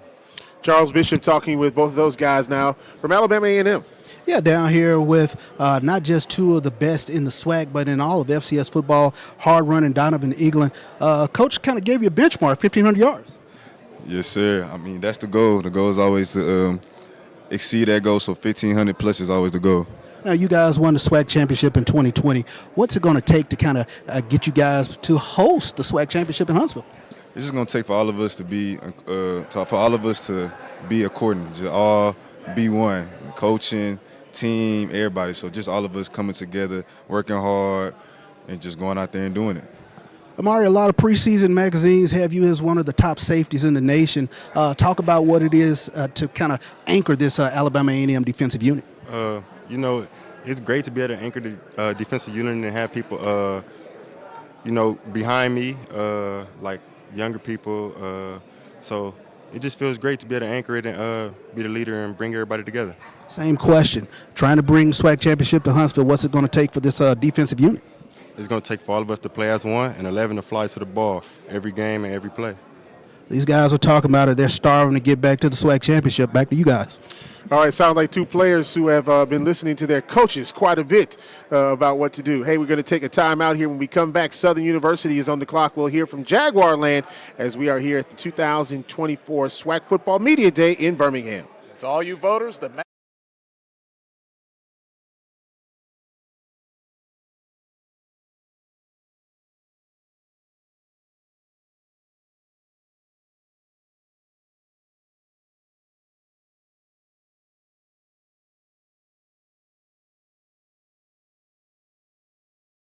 Gatorade, the world's most superior sports drink, designed to rehydrate, replenish, and refuel. It fuels the best because it is the best. Gatorade, is it in you? You can't handle the heat, Pops. Dad, you're getting cooked out there. Yes, Coach. I'm sorry to say, you're being traded to Montana. But I'm your father. That's why this is so hard. What team is in Montana?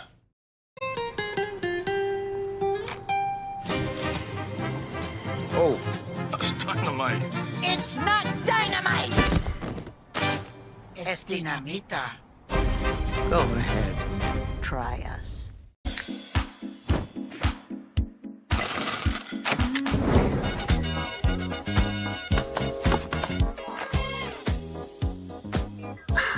Get your girls out this summer with Pepsi, the official beverage of Girls Night Out. For 15 years, the Home Depot Retool Your School program has been championing HBCUs. We've been right there with campus grants, scholarships, and career opportunities. Winning schools have seen their visions for upgrading their campuses and communities come to life through sustainability projects, as well as new places to connect, like innovation lounges and outdoor pavilions. As we celebrate 15 years of partnering with HBCUs, we're excited to keep the momentum going. Retool your school. We're powered by purpose. The SWAC, the premier athletic conference in the nation. A collection of schools rich in tradition, pride, and pedigree. Sacrifice, winning, allegiance, champions. We are the SWAC, building champions for life.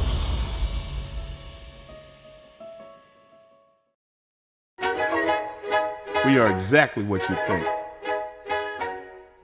We are not at all what you think. We are past, present, and future, all in one.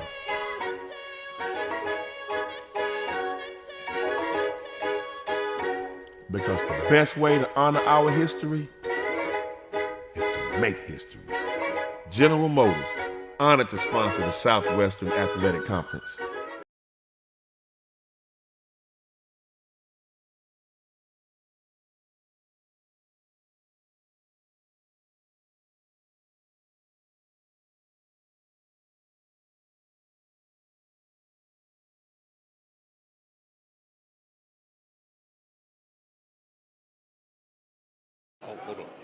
Back here in Birmingham, it's the 2024 SWAC Football Media Day as we roll on. And, of course, we've got about 5 teams remaining. We've got Southern Bethune, Pine Bluff Valley, and Texas Southern still on the docket. Tolly Carr here on the set. You know, Tolly, look, every year we talk to these coaches, and, you know, it's the beginning. It's a new start for several of these coaches, several of these teams.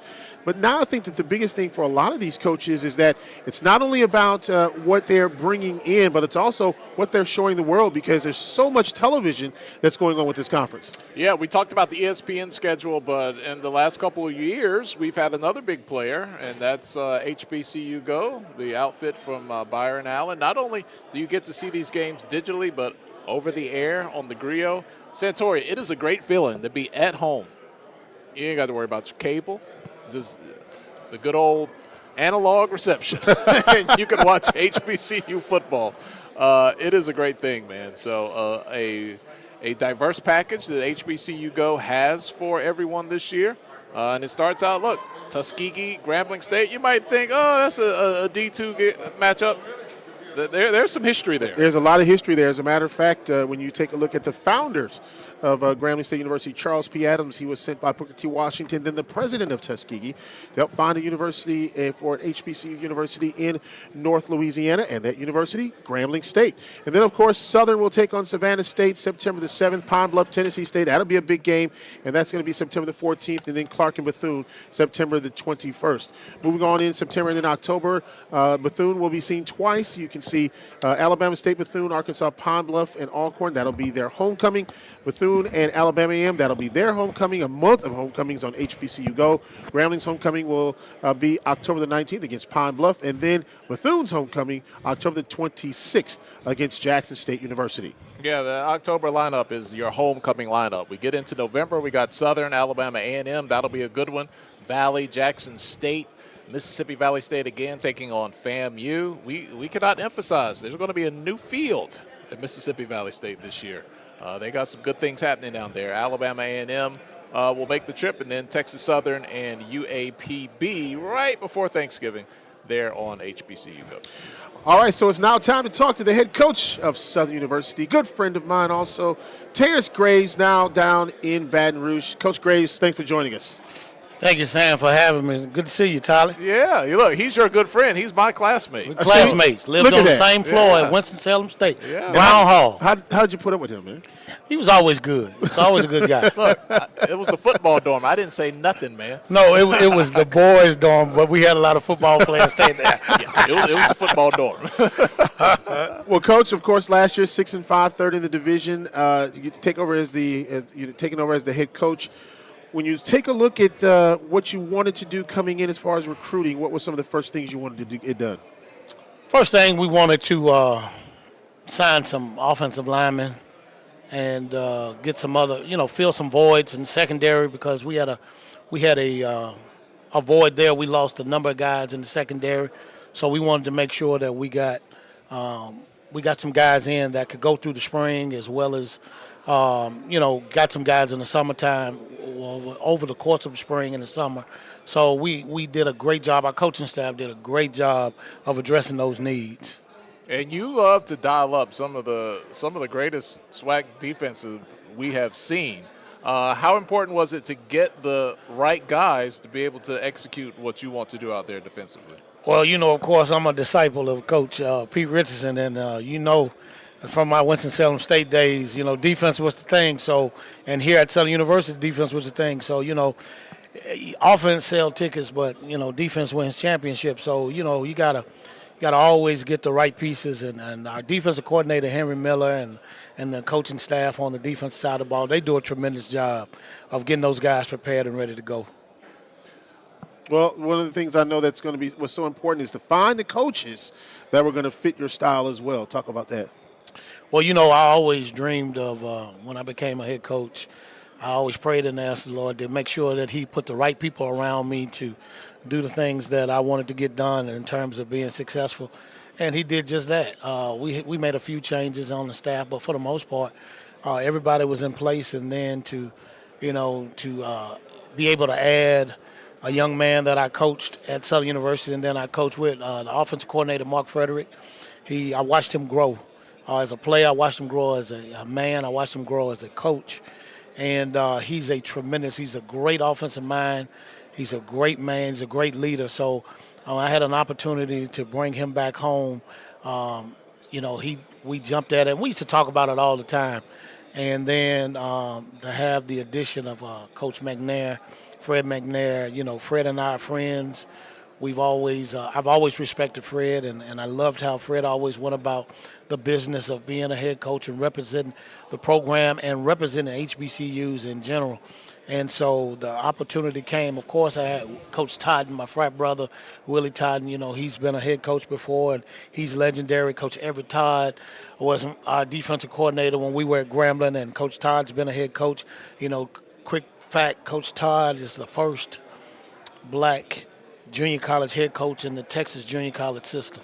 Oh, wow. And he did well there, and he's a veteran coach. So, and Coach Sean Wallace and Coach Chris Scott and Coach DeMarcus Miller, Coach Damon Nivens, Coach Quentin Burrell.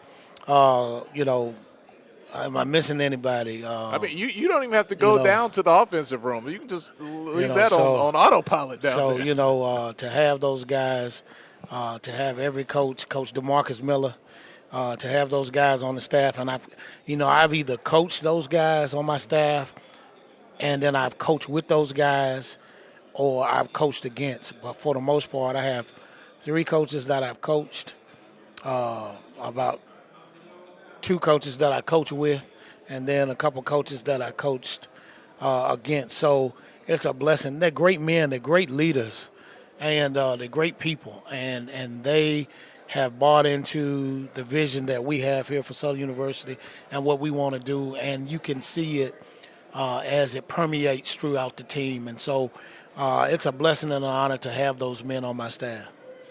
Well, I was going to ask you, Coach, what does that mean to see guys that you coached at one point in time and now they're on your staff as coaches? It means that I've been doing this a long time. It means I'm getting older. I used to laugh when Coach Richardson used to say that.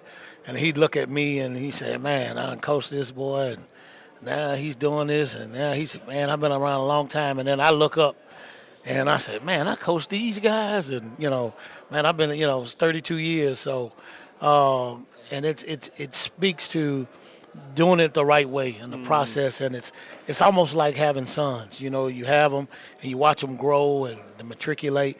I'm so I have to catch myself when I look at Coach Frederick and Coach Nivens and Coach DeMarcus Miller, those 3 guys that I coached at Southern University, and we coached together at some point in time, and to see those guys, see those guys now doing what they do, it's awesome. Well, Coach, you have done it the right way, and you've treated people well along the way. And you can tell that because there's so many different communities of friends that you've made that support you. I mean, just yesterday, an old classmate drove up here just to see you. Yeah. You've had relationships at Valley, at Grambling, at Southern, of course, at Winston-Salem State. And just to see I see it online, all of your friends are so happy for you. Well, the Bible says in order to have friends, you must show yourself friendly. And so I've always been a people person. And so everywhere I've been, from Winston-Salem to to Southern, to Mississippi Valley, to Norfolk State, to Grambling, back to Southern. I've always been, my parents did a great job of teaching me to never be more than anyone else and to always be the best me that I can be. And so I'm just me, and people tend to gravitate to who I am, and I try to make sure that I'm always someone that I'm pleasant. I'm always trying to uplift people. I'm always trying to help people. I just got to be the best me that I can be, and I got to be me because everybody else is taken. So it's always been, my mother always used to say that I don't meet any strangers, even when I was a little boy. So it's just a carryover from me growing up, and it's my personality. So I'm gonna continue to be the same person that I've always been. Well, let's start talking about this team on the defensive side. Kelby Givens comes back, tremendous leader, and really does so much on the field. Yeah, Kelby's I've been knowing Kelby since he was about 5 years old, and Kelby is a tremendous leader. He works at it. I'll tell you this, he asked me Sunday what time we were leaving yesterday to come to Birmingham, and I told him, and the first thing he said, Coach, we're not going to get to run with the team. We're not going to be able to lift. And I said, nah, we're going to miss today and tomorrow, but you'll get to make it up. So that's not something that he just says to be saying it. He lives that, and he wants to be great on and off the field in the community. And those are the three things that we talk about, being champions on and off the field and in the community. And Kelby, along with those other guys, they really exemplify that. You always took advantage of the opportunity. You've had a couple of different chances to be interim coach, and you always took advantage of that opportunity. Now to finally get this position to be the head coach at an iconic brand like Southern University, just how excited are you to start this season? I'm very excited. Who would have thought? I was just doing an interview, and I said, who would have thought that Terence Graves from Norfolk, Virginia, from Park Place, came to Baton Rouge in 1994, would still be at Southern University in Baton Rouge in 2024. And it's exciting, to have this opportunity. I've been preparing for this day to become a head coach. Didn't know where. It really did not matter, because as long as I was a head coach at an HBCU, I felt like that was what it was about, because I love being an HBCU head coach period. And I'm thankful for Southern University for giving me this opportunity to lead this program at this particular time. Well, Coach, you look at your schedule to start things out, and, of course, it is challenging. You start out, of course, with McNeese State, in-state rival. Yeah, that's going to be a great game. McNeese is of course, in Southland Conference, and it's an in-state opponent. And, of course, certainly we want to go down there, and we want to be able to put on a great show and come out victorious because of it's a state school, and because of, we recruit a lot of the same players. So we're looking forward to it. I know that they're going to be fired up, and they're going to be ready to go, and just kicking off their season at home. So we just have to be ready. We have to be ready to go come August 31st. Coach, we appreciate you, man. Thank you so much for joining us. Thank you for having me. All right. Go Jags. Hey, Coach Terence Graves of the Southern University Jaguars. Now it's time to join Charles Bishop with players from Southern University. Yeah, down here with Chandler Whitfield and Kelby Givens. Chandler, Fred McNair and Willie Totten both on staff. The wide receiver unit, you guys should be the happiest down there. Yeah, for sure. We happy to have them, especially Coach Fred McNair. Coach Fred McNair got great experience, winning championships, winning games, especially as a head coach. So to add that with Coach Graves and the coaches that we have, that's great firepower for us, and they are great, great men with great morals. Yeah, we're respected. How's it been thus far, Coach Graves leading the helm? Oh, great. Coach Graves be full of energy, a positive man, always bringing energy even when we down. He just, team now, that's what we go by. So that's our lit thing. No doubt. Kelby, you'll be leading this year's version of the Dog Day defense. Talk about your personnel. I'm excited. The guys that we had a good amount of people coming back. I'm excited, especially about the people up front. Just to name a few: Zach Yassine, Darius Harry, Willie Miles, Davin Cotton, just to name a few. So I'm excited. We want to be fast, physical, and tough. Guys, what's the goal? Atlanta. ATL. Saturday night in Baton Rouge hosting the SWAC championship. Does that sound exciting? Ain't nothing like it. Man, you seen my reaction when you had said that at first. I'm so excited, but the only way we're going to get there is August 31st. No doubt about it. But there you have it. Those are the goals for the Southern Jaguars, Jag Nation. Everybody starving for a championship, but especially these guys. They can't wait to get this thing started. Absolutely. Not only great players on the field, but, Coach, great students as well. Yes. It's Coach Richardson taught us that you can be as great as you want to be on that field, but you got to go to class and get those books and get that degree, because that's something that's going to sustain you longer than any sport that you play. And I preach that, and I enforce that, and our guys, it's, one thing about it, I've always took it personal growing up when we had that moniker or labeled as the dumb jock. So I did everything in my power to dispel that, and I poured it into our team. I said, I want us to be great on and off the field. That's in the classroom, that's in the community, as well as the field, because when you have those three components, then that's the recipe for success. Well, let me ask something real quick, Santoria. I had a chance to see you play firsthand for Coach Richardson. What is one of the coaching elements that you've taken from Coach Richardson that sticks with you? The tenacity. I've always been a very physical guy. Coach is the ultimate competitor, but he's like a quiet assassin around people that don't know him. But Coach is the ultimate competitor, and Coach's thing was at Winston, we always wanted to break your will to compete. So that's something that I've always held on to. And he always said, special teams, playing discipline for 60 minutes, playing sound defense, and scoring the ball on offense is a great recipe for championship. So that's something that I can't get away from, and I'm grateful to have. Coach Graves, thank you so much, brother. Thank you. All right, we'll take a short timeout. When we come back, Arkansas Pine Bluff is on the clock here in Birmingham. It's the 2024 SWAC Football Media Day.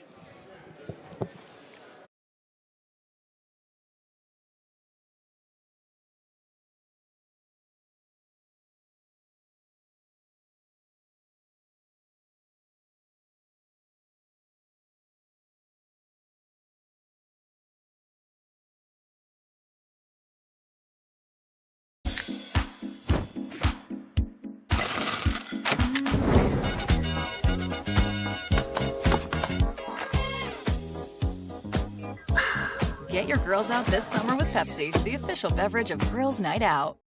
Is this what you want? These crunchy ridges? Yes, Coach! If you want to secure the bag, then step it up. Does he know there's more Ruffles in the pantry? You want these chips? Keep practicing. Gatorade, the world's most superior sports drink, designed to rehydrate, replenish, and refuel.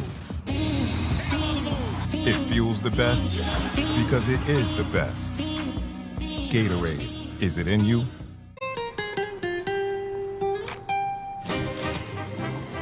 Oh, that's dynamite. It's not dynamite! Es dinamita. Go ahead. Try us. The SWAC, the premier athletic conference in the nation. A collection of schools rich in tradition, pride, and pedigree. Sacrifice, winning, allegiance, champions. We are the SWAC, building champions for life.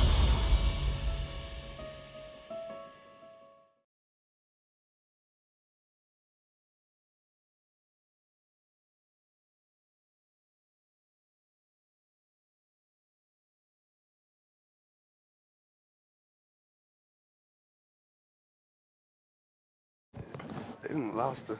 Oh, it's reversed. Back here in Birmingham, it's the 2024 SWAC Football Media Day. Glad you could join us here on our telecast on the SWAC Digital Network. And we want to thank all of our fine sponsors, Academy Sports and Outdoors.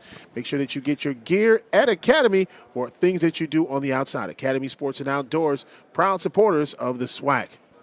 And by GM, proud supporters and official sponsor of the Southwestern Athletic Conference. By the Home Depot. Retool your school now. Go to the Home Depot and find out how you can help retool your school. And by Pepsi, official beverage of the Southwestern Athletic Conference. By Nike. Nike, proud supporters of the SWAC. And we're back here on our set here at the Sheraton Hotel in Birmingham, Alabama, 2024 SWAC Football Media Day. It marks the beginning of the season, end of vacations for most coaches, if they took one. And Coach Alonzo Hampton from Arkansas Pine Bluff. Coach, do you take a break? I do not take a break. You know what? I did. I dropped my son off at Clemson. He's a freshman defensive back, so that was my break for 3 days. Now, what was that like dropping your son off, at Clemson, getting ready to play football? Well, it's great. He's the last one. So it's the baby. So we're excited to get him out of the house. We've done it a couple of years before. My other son played at Northwestern, the Big Ten, and then he was wrapping up. He was at Tulane this year, finishing his master's, playing his last year there. So, man, we're excited. Yeah. I'm glad he's gone. Now, Coach Hampton, no matter what happened on the field last year, you always came back with energy, optimism. It was just an infectious energy. Where do you get that from? I get that from my mom. I mean, obviously, she was a minister. My stepdad was a deacon, raised in the church. And man, when God wakes you up, man, that's a blessing. And a lot of people take what we do for granted. It's just football, right? And so at the end of the day, man, I truly believe God's called me to be a mentor, educator. And so I get a chance to wake up every day to show people how good God has been. And so regardless of what I'm faced with or what I'm going through, you ain't never see me down. And I'm always be smiling. I always tell people, you're going to see a shiny head and some pretty white teeth. Well, Coach, one of the things is, Tyler's right, your energy is just infectious. And when you talk to your team and you talk to the coaches, they just say he's got so much energy and so much of a positive outlook on life. And it just, your attitude has spread to the teams. Yeah. Well, I mean, I'll be honest. I mean, I ain't supposed to be here. Okay, and I know that's not ain't a word. As a school teacher, I know better than that. But I'm not supposed to be here. If the devil had his way, I'd have been dead a long time ago. And when I share this with my players, I share it with everybody. When I was 3 years old, my mom got shot and killed by her sister's husband. My father was shot and killed by his nephew when I was a fifth grader. And he had remarried, but my mother had moved on, and she came back to raise me. And I was in the fifth grade on the third grade reading level. But it wasn't because I didn't know what to do. Nobody ever really showed me. And my daddy had two more boys and a sister. I was a baby. So he was raising us by himself. And so she came back and she put me in the church, and man, we was in church all day. Tuesday, Monday, Wednesday, Thursday. And so that's where my love, that's where my passion comes from, because I know that God had a calling on my life. And so when I went to college, man, I became the class president, in high school, and I ran track and I played football in college. Then I had a chance to play in the NFL. I ain't supposed to be here. But God has always ordered my steps. So now, to start out as a volunteer coach at UAPB, within a year, they hired me full-time. Within 2 years, I was a defensive coordinator. So I took that opportunity God gave me and go on internship in the NFL. And then I go to Western Kentucky for 2 years. We go to the first bowl game in the history of the program. Now you see what that program is. Go to University of South Florida. We win 11 games, the most in the history of the program. You see where that program is. Then I had a chance to coach at the University of Oregon. And then go to Florida State. So I've been blessed. So I'm going to wake up every day with a smile on my face. And I tell our players, I tell our coaches, listen, if you can't smile, then you're in the wrong building, because I can't have negativity around me. Oh, we're going to pass the offering plate on that. That'll preach. Well, Coach, you guys finished 2-9 last year. Yes, sir. I know that you have the faith that it's going to turn around. Yes, sir. What actions are required to turn that around? Well, actions that are required is we got to get better players. And so we lost some really good players. A couple of them went to Northern Illinois. One went to Cincinnati. But we've been able to retool. We're going to bring in about 50 guys. And I signed about 18 high school guys that are really good football players. Then I took about 25 guys out of the portal. And what I'm saying is, when we start on July the 28th, it's going to be 50 new guys coming in. We've got about 52 guys on campus right now. And I think one of the most important things that I was able to do is, besides recruit these young men, is I hired Tony Hull. He was at Grambling as the OC. We worked together at University of Louisiana Monroe, my alma mater, for 2 years. And I think Grambling just had the preseason player of the year. Well, he was coached by Coach Tony Holt. Tony Holt's one of the smartest dudes I know. And I tried to hire him when I first got the job, but Grambling not bid me. And so, God, I tell people, God look out for fools, babies, and Alonzo Hampton. So he gave me Tony this year. And so Tony's done a great job with our guys, and we got some pieces in place. And hopefully he can work some magic with our quarterbacks. And then, defensively, we played well for 3 quarters in every game. And so now that takes some pressure off us. But we got some really good players on defense that you guys don't know about. Niles Lukeman, I didn't put him up for any awards. He had 4.5 sacks in 2 games, but he sprained his MCL. Tulsa couldn't block him. Tennessee State couldn't block him. He can flat out play. And so all we're going to do is work. Our motto is earn our respect. We restored the pride. We had over 70% of our football team, over 3.0 GPA. And so we're doing all the little things. We're building a solid foundation. And like I said, I'm from Southeast Arkansas, born and raised. So ain't nobody going to run me off. If you run me anywhere, I'm running back home. So what are we talking about? So ain't no pressure. We just playing football. How do you quickly get 50 new faces, into your culture, into your system? Well, what you do is you have guys like Elijah Jenkins, Damon Dawkins, guys that have been around. They understand who Coach Hampton is, okay? Our program is built off of pride, accountability, trust. But we put God first. And that's what I'm counting on. I'm not counting on me. I'm counting on them to see the God in me, that they do what I tell them to do because God is telling me what to do. And just trusting the God to your right and to your left. And we know, man, God don't care who win the game. But I do tell you this. All he wants us to do is honor each other, be a great teammate on and off the field. And that's what we've been able to do. So we got to get these 50 players in, and the guys that's already there, they got to show them the way. And once we do that, man, hey, I tell everybody, we got 4. We got Arkansas starting off. It's the Arkansas tour. Then we got Arkansas Baptist coming to us. Then we go to Memphis, and we got the Southern Heritage Class, got Tennessee State. Then we come back home, got UCA. So now we got another, month to get together. So we got about 60 days to piece this thing all together. Then we get a bye week before we play the first conference game. So again, guys looking out for us again. We're going to be okay. We're just going to get those kids in there, love them up, and show them what this is. This is the golden line way. And so if everybody does that, we talk about being on a never-ending journey. Every day you got to wake up and find a way to become better today than we were yesterday. Coach, I want to ask you about your offense, first of all. That's where I know there's a lot of things that you talked about when you want to build on your offense. When you look at some of the players that are coming in and coming back, what is your thoughts on your offense? Well, we added 2 really good running backs. One coming from Tennessee Tech. O.J. Ross came from Cocoa High School in Florida. All they do is win state championships. He's a really good football player. He's lightning quick. Then we got a guy, Elijah Crockett, that was a walk-on at Alabama, played in junior college. He's coming. Then we got a guy, that Jonas Davis, that was, UPS runner of the week a couple weeks for us, but he got injured, so he's back as well. And then we got B.J. Kerr, who's a really good running back for us. So we got some offensive weapons that you guys don't even know about, some guys that we've signed. We went into Florida, grabbed a couple players that were at some Group of 5 schools that's going to come and be able to help us out. And then, obviously offensive line. We want to be able to play fast but keep the game simple for our players. And I think that's where in this league, I've coached in this league a long time, 4 years. Most people don't change very much. And so what I want our players to do, I'm a school teacher, Coach Hull's a school teacher. I want to keep the game very simple. Put lesson plans on the board, let the players see the lesson plan, and you teach it. Okay? If somebody's not learning it, find another way to teach it. So it ain't about us, it's about our players. I would imagine when you're on the recruiting trail and you're in the living room, those mothers within the first 30 seconds are saying, all right, you're going with him. Yeah. I'm sending you with him. Well, all I tell people is this. All I can be is me. And I share this with them. You're looking at a guy that has got it out the mud, worked his tail off, because I had parents that showed me the right way. But then better yet, let me show you my kids. Okay, I got a son that graduated from Baylor in applied mathematics. I got a son that graduated from Northwestern, played in 2 Big Ten championships. I got another son that's going to Clemson as a freshman.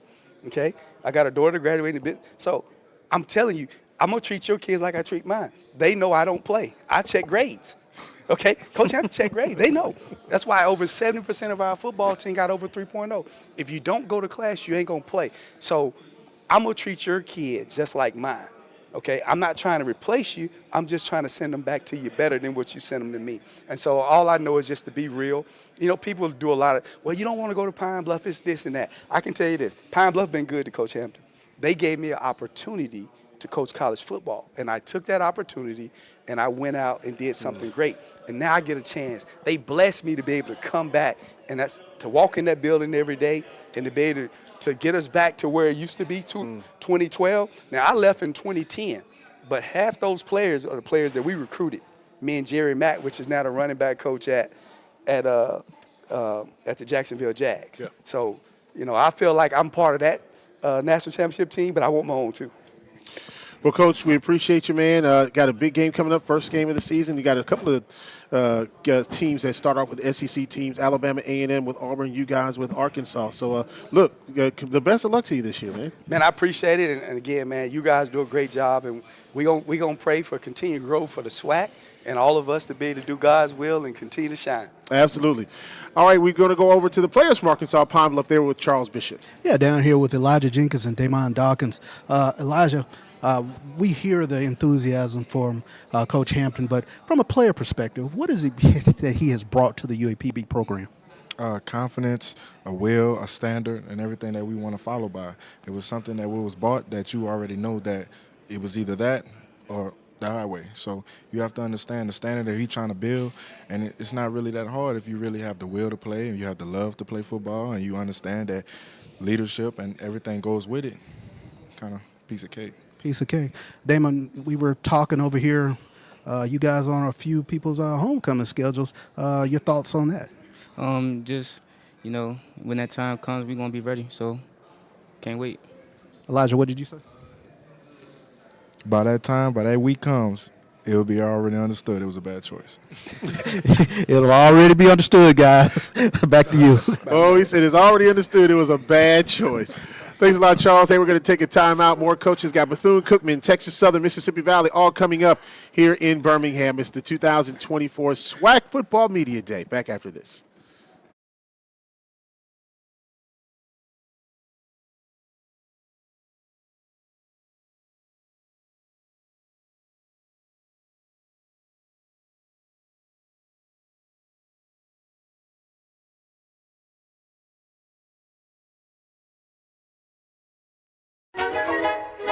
We are exactly what you think. We are not at all what you think. We are past, present, and future, all in one.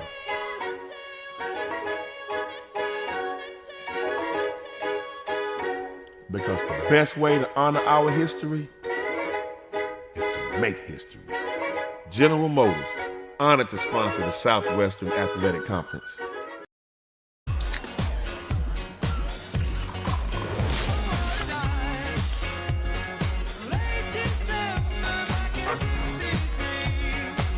Get your grills out this summer with Pepsi, the official beverage of Grills Night Out. Oh, that's dynamite. It's not dynamite! Es dinamita. Go ahead. Try us. When you join the HBCU family, you become part of the tradition of breaking barriers in your community, breaking ground in your career, and bringing it with everything you do. From how you look to how you move in the classroom, on the court, and on the field.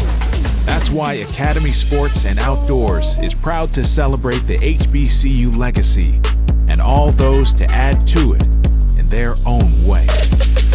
Gatorade, the world's most superior sports drink, designed to rehydrate, replenish, and refuel. It fuels the best because it is the best. Gatorade, is it in you? You can't handle the heat, Pops. Dad, you're getting cooked out there. Yes, Coach. I'm sorry to say, you're being traded to Montana. But I'm your father. That's why this is so hard. What team is in Montana? For For 15 years, the Home Depot Retool Your School program has been championing HBCUs. We've been right there with campus grants, scholarships, and career opportunities. Winning schools have seen their visions for upgrading their campuses and communities come to life through sustainability projects, as well as new places to connect, like innovation lounges and outdoor pavilions. As we celebrate 15 years of partnering with HBCUs, we're excited to keep the momentum going. Retool your school. We're powered by purpose.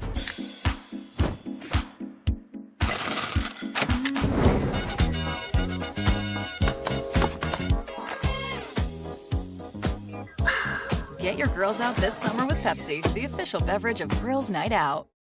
Is this what you want? These crunchy ridges? Yes, coach! If you want to secure the bag, then step it up. Does he know there's more Ruffles in the pantry? If you want these chips, keep practicing.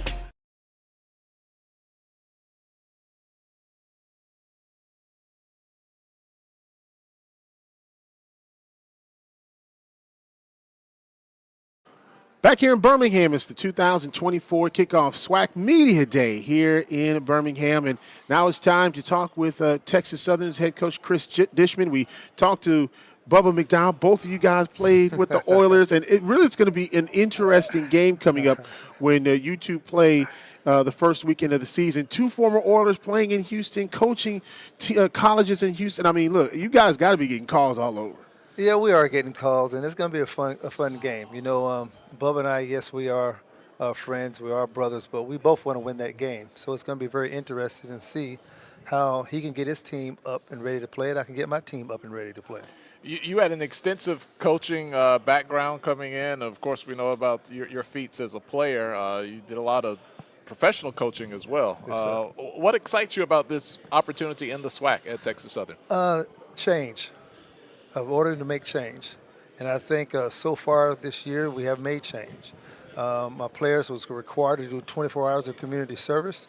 Some of the guys got 60 to 65 hours of community service. So you can see the change is coming and the change is near. So that's what I'm most excited about, to see change. Now we have to turn around on the field, on the field. Because off the field we had no issues. Everybody had a good spring. Everybody came back in the summer very positive and ready to work.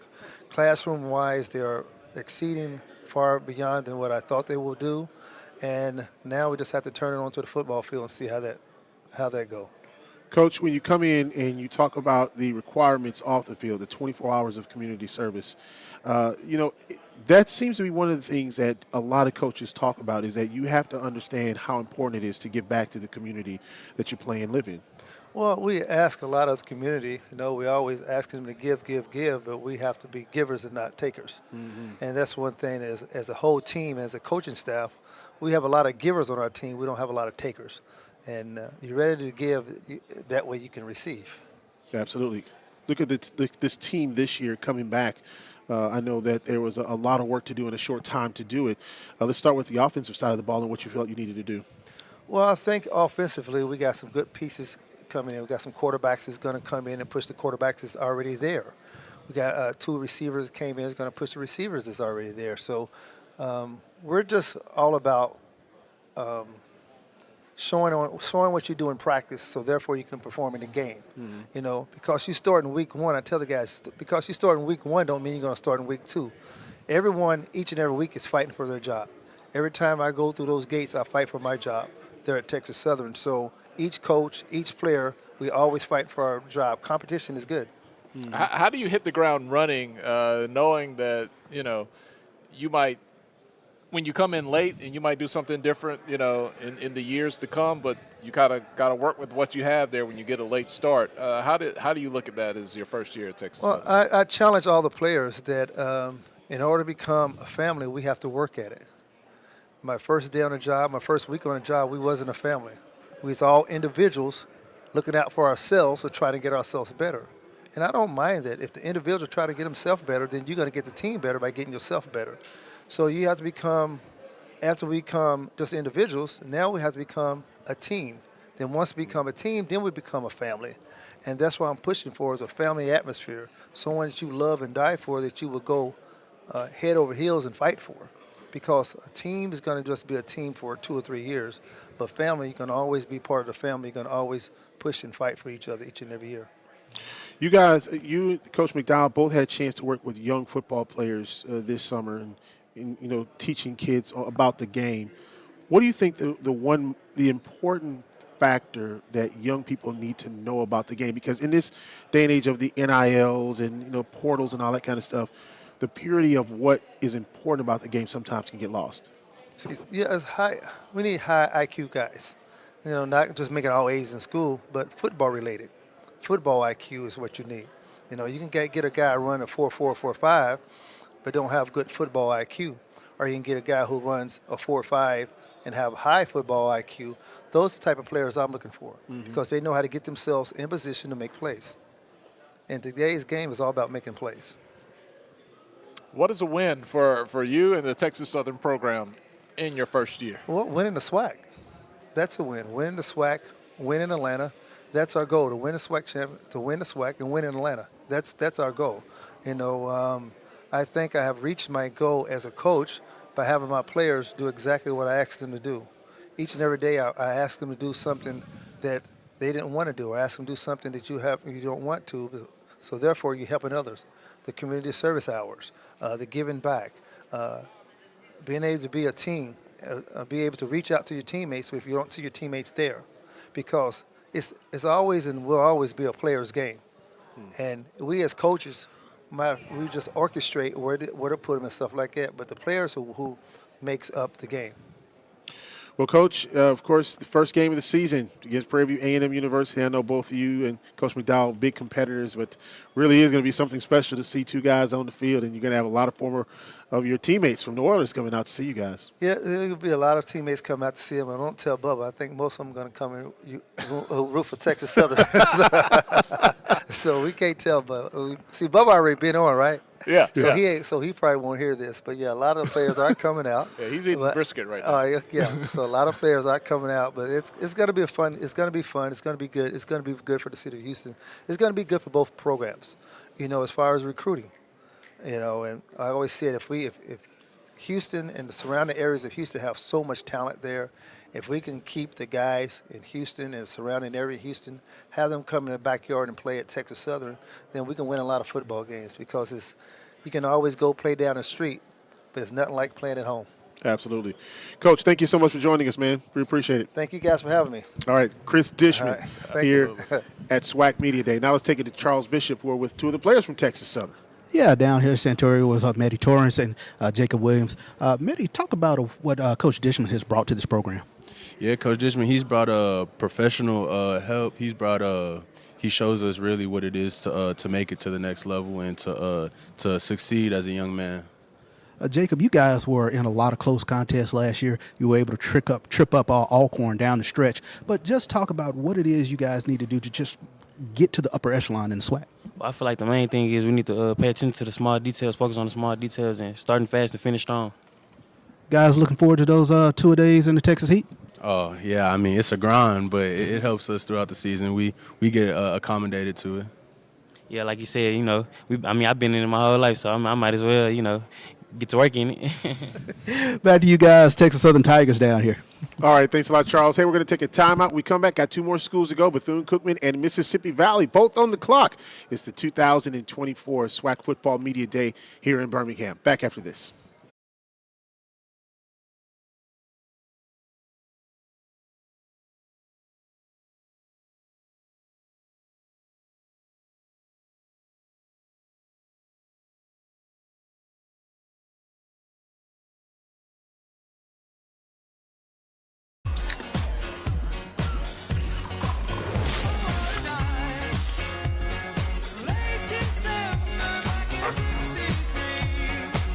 Get your grills out this summer with Pepsi, the official beverage of Grills Night Out.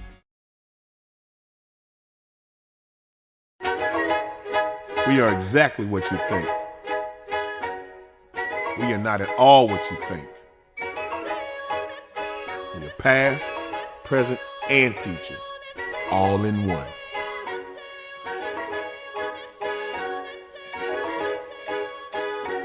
Because the best way to honor our history is to make history. General Motors, honored to sponsor the Southwestern Athletic Conference. Gatorade, the world's most superior sports drink, designed to rehydrate, replenish, and refuel. It fuels the best because it is the best. Gatorade, is it in you? You can't handle the heat, Pops. Dad, you're getting cooked out there. Yes, Coach. I'm sorry to say, you're being traded to Montana. But I'm your father. That's why this is so hard. What team is in Montana? For 15 years, the Home Depot Retool Your School program has been championing HBCUs. We've been right there with campus grants, scholarships, and career opportunities. Winning schools have seen their visions for upgrading their campuses and communities come to life through sustainability projects, as well as new places to connect, like innovation lounges and outdoor pavilions. As we celebrate 15 years of partnering with HBCUs, we're excited to keep the momentum going. Retool your school. We're powered by purpose. The SWAC, the premier athletic conference in the nation. A collection of schools rich in tradition, pride, and pedigree. Sacrifice, winning, allegiance, champions. We are the SWAC, building champions for life.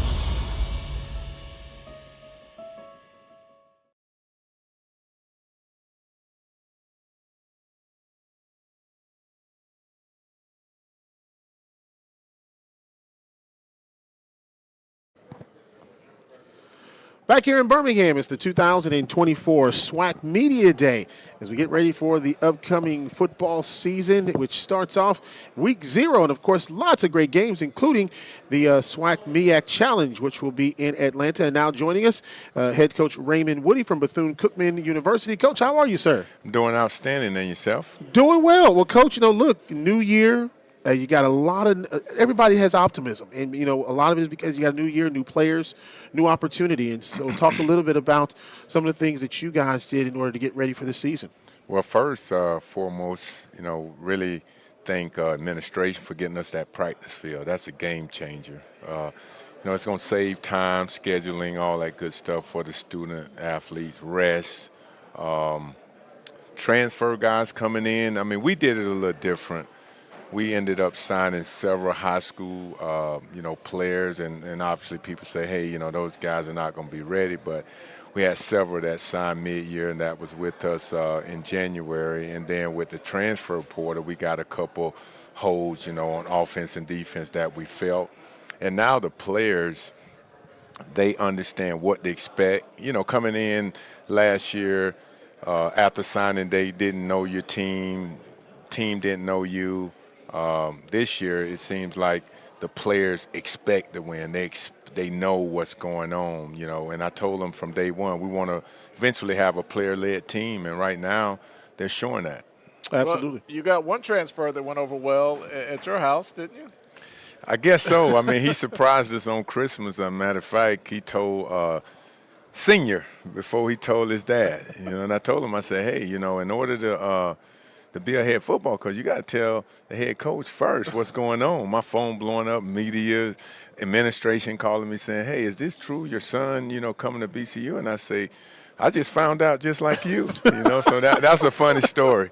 Yeah. That's how your children do you, man. Yeah. That's how they do you. I mean, that's one of those things where you look at your kids, and no matter how old they are, they surprise you, just like, what are you going to tell me about these changes that were going on? Exactly. But, we're excited. Get a chance not to go home 1 o'clock in the morning to catch his games on the West Coast. So now I can see it real live, and having him, in the program is huge. And he's a good recruiter for you as well. Yeah, I don't know where he learned that from. When you talk about recruiting, you say you did things just a little bit different, and you went out and you got some high school kids that signed mid-year. What are your thoughts on how you approach players that you get in the portal? Well, I tell them, honestly, we're not chasing the NILs, we're chasing the NFL. So if you want to come here, that temporary is the NIL, but if you want to have a chance to play in the NFL and have a chance and not get caught up in the instant money, then you can come and play at BCU, and we're going to build student athletes, and in 3 semesters, our coaching staff obtained, along with the players, a 3.2, GPA, and we sell that. We go out and find the right ones, and I think that's so important these days, finding the right ones that's going to help your program grow, because we don't have the extras, just like everyone else have. We don't need it right now, We've done a lot in the history of BCU with little, so we sell that, and we want the ones that want to be at BCU. We don't want to chase guys, for the extras that we don't have. So I'm really totally honest with them. Either you in or you out. You can't be halfway in. You can't be halfway out. Yeah. Coach, you guys finished 3-8 last year, but if you watch the games, there was always a moment where you guys were in it, and then something wild happens, and then you're out of it. What do you try to do this year to build off of those learning moments, if you will, and not make some of those same mistakes that took you out of some games? Well, it's funny you say that, the mistakes and the formula for us, and we've been speaking about it ever since spring. Technique, fundamentals, attention to detail equals the coordination of the play. If you're a better technique, fundamentals, attention to detail, coordination of the play, then that result is going to be positive. And that's something that we must get better on, and we've been getting better on. That's anything you do. And then, offense, we got to run the ball, but it's going to come down to technique, fundamentals. We had 13 fumbles, 9 interceptions. Those things come back to hurt you in crucial moments, and you lose the games that you lose a total of 38 points. So the game is about inches, and as a coaching staff, you can't blame the student athletes. We have to get better in those aspects. Coach, you spoke about that practice football field and how it really changes things. Kind of get people familiar of what your practice routine was like and why this is so important. Well, obviously the time. Having 3 buses with different times of classes, going back and forth to Municipal Stadium. Now, you get an opportunity because of the hard work of administration putting this in place to have more time to rest, more time to do your studies. Practice time is practice time because you're dealing with NCAA care hours and all of that, but it's just so convenient. Now you get an opportunity to go to sleep a little earlier, than finishing practicing at 7 o'clock, then traveling to campus, eating, and then study hall, so those type of things, it's a difference makers. Well, of course, Coach, you got always big games that you have on the schedule. You're going to be on national television several times this year. Best of luck this year, man. Thank you. All right. Coach Raymond Woody joining us here at SWAC Media Day. Let's go over to Charles Bishop with players from Bethune-Cookman. Yes, down here with Travis Hammond and Ray Woody. A lot of buzz around this Bethune-Cookman team this upcoming season. How excited are you guys to get out there and show what everybody's kind of been talking about? Very excited. You know what I'm saying? You guys will be saying, new Bethune-Cookman under Coach Woody, I'm pretty sure, like he said. Ray, I'm going to ask you the proverbial question here. What's it like playing for Pop? I feel like it's different. It's different from freshman year at Florida State. At Florida State I was younger. So, you hear it all the time. Your parents going to get on you all the time, just the little things, nagging, this, that, and the third. But, getting a chance to go off on my own for a couple of years, my last year at Florida State in that Cal, I feel like I had an opportunity to grow a lot. You know what I'm saying? So now I know the expectation. Guys are looking more so at me to be that example, to be that leader. So it's been good. It's been a blessing, great experience. Man, thank you guys. A lot of buzz around this Bethune-Cookman Wildcat team. They can't wait to get out there. All right, Bethune-Cookman will start the season on August the 31st on the road against South Florida, in-state opponent for the Wildcats. We'll take a timeout. Our final team coming up next, and in our closing thoughts, Mississippi Valley is on the clock. It's the 2024 SWAC Football Media Day here in Birmingham.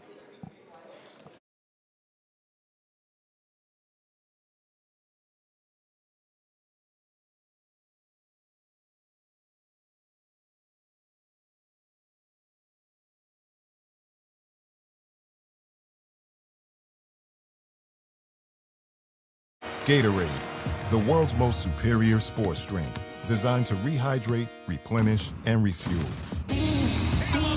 It fuels the best because it is the best. Gatorade, is it in you? You can't handle the heat, Pops.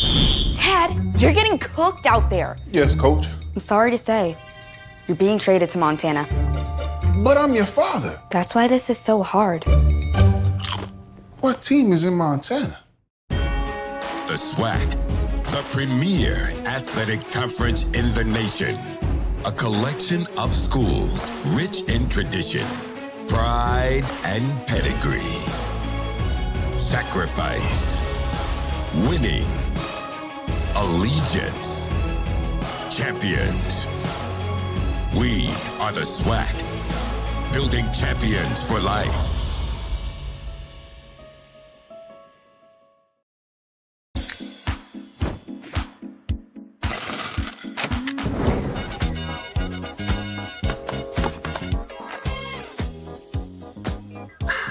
Get your girls out this summer with Pepsi, the official beverage of Girls Night Out. Is this what you want? These crunchy ridges? Yes, Coach! If you want to secure the bag, then step it up. Does he know there's more Ruffles in the pantry? You want these chips? Keep practicing. We are exactly what you think. We are not at all what you think. We are past, present, and future, all in one.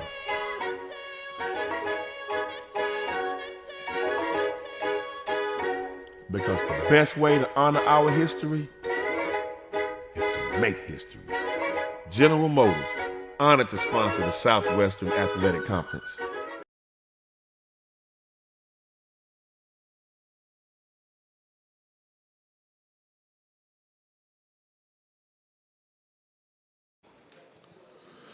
Back here in Birmingham, our final team here at the 2024 SWAC Football Media Day. We're going to be joined by the head coach from Mississippi Valley State University, Kendrick Wade, entering his second year. Coach Wade, thank you so much. Yes, sir. It's a pleasure to be here. All right, first of all, we got to talk about the new turf, man. That is a game changer for Mississippi Valley, and having that turf, I know it is a big difference maker for you guys. No, man, it is. I mean, when you're talking about recruiting and just appeal, like kids love to see that. So, you know, we got the turf, but we also have the second largest jumbotron in the state of Mississippi. So we have both of those things going for us. So we're very excited about it. Yeah, y'all clowning over there. I had a chance to see that jumbotron on social media, and it is really nice. Yeah, it's huge, man. It's, you know, it's a little bit smaller than Ole Miss, but it's bigger than Mississippi State, Southern Miss, and the other schools there. So we're excited about it. Absolutely. So physically, like, how much faster can you be on turf? Like, is there a tangible, like, can you just look out there and see your guys like, oh, man.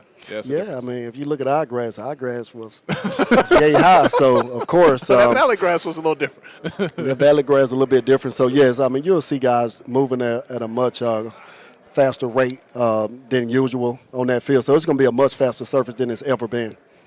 That's awesome. What is your recruiting philosophy like, is getting players into Mississippi Valley? So philosophy-wise, we want kids who love football. Not the ideal football. We want kids who love just to go out and play football. You know, not the Twitter and all the other things that come with it. So we always ask those penetrating questions to see how much you love football, not the appeal of it, not all the great things that come with it. And we attack up front. Yeah. O-line, D-line. You know, if you guys go look at any games we played last year, it wasn't a skill, guys. It was the O-line, D-line that looked a little bit different than the other schools in the conference. You know, one thing I liked about you, to hear you talk after every game, even though you didn't get the wins like you wanted, the standard was still the standard for you every week. Yeah, man, and it's like that because when you true to the process, it allows you to stay in that moment.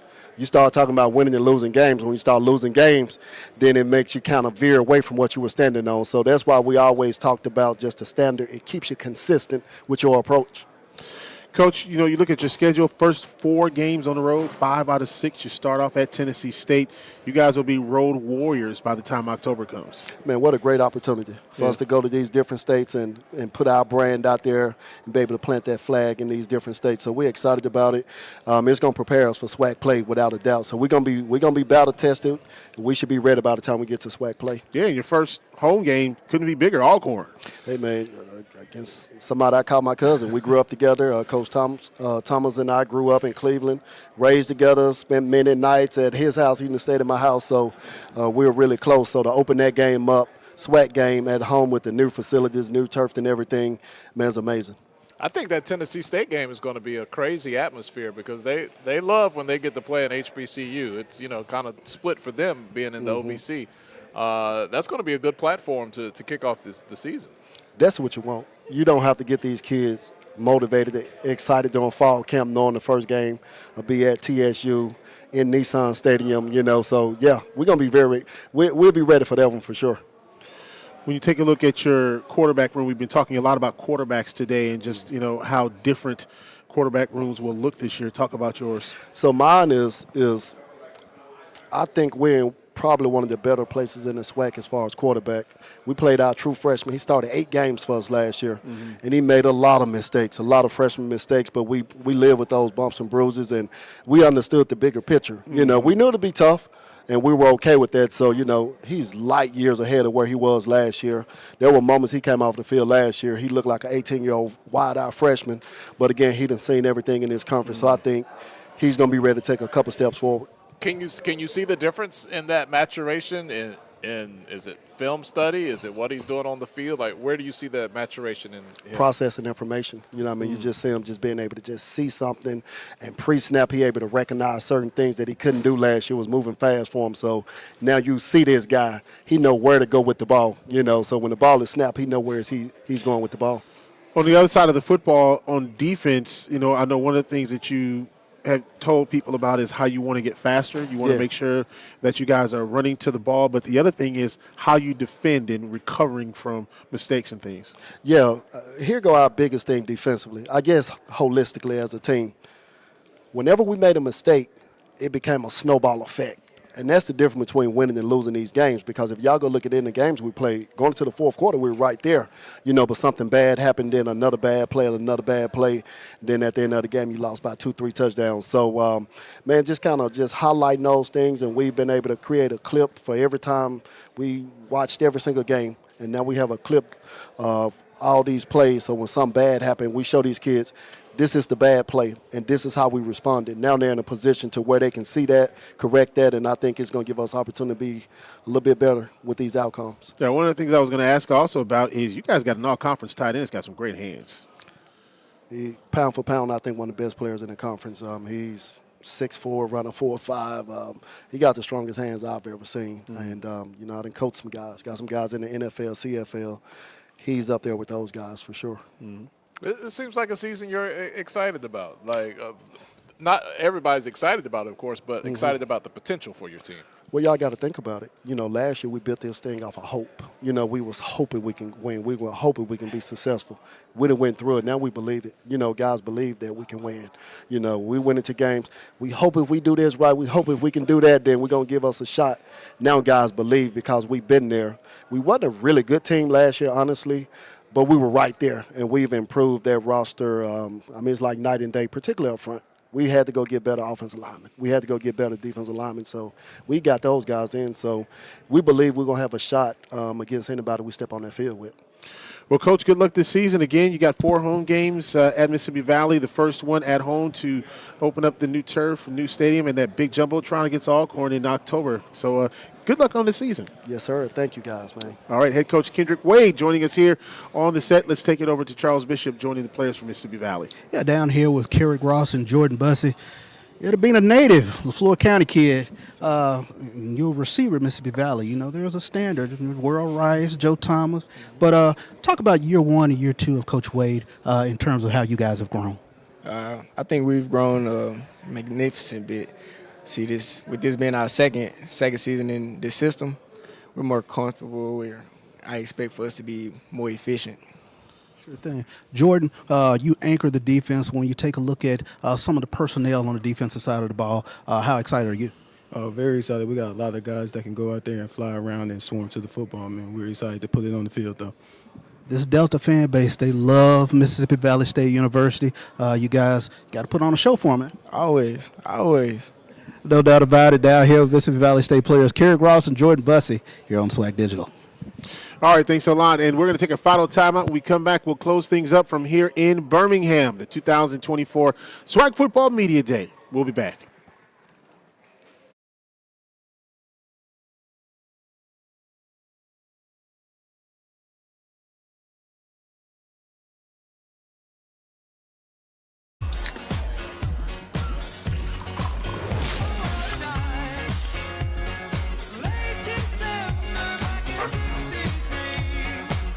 Get your grills out this summer with Pepsi, the official beverage of Grills Night Out.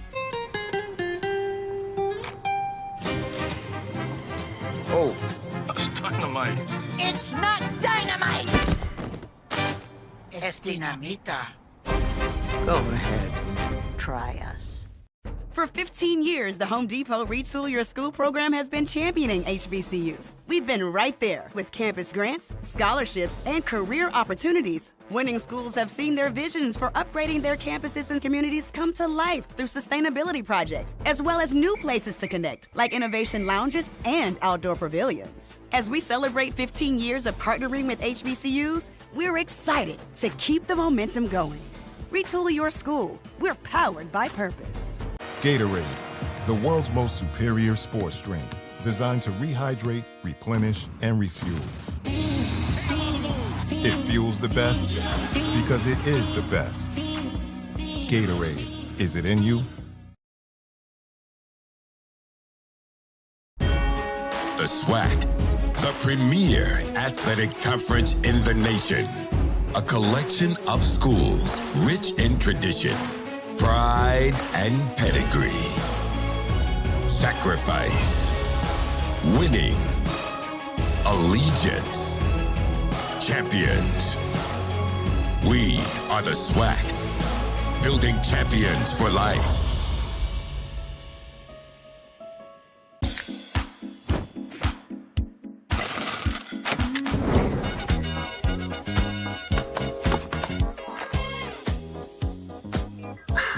Get your girls out this summer with Pepsi, the official beverage of Girls Night Out. Is this what you want? These crunchy ridges? Yes, coach! If you want to secure the bag, then step it up. Does he know there's more Ruffles in the pantry? You want these chips? Keep practicing. We are exactly what you think. We are not at all what you think. We are past, present, and future, all in one.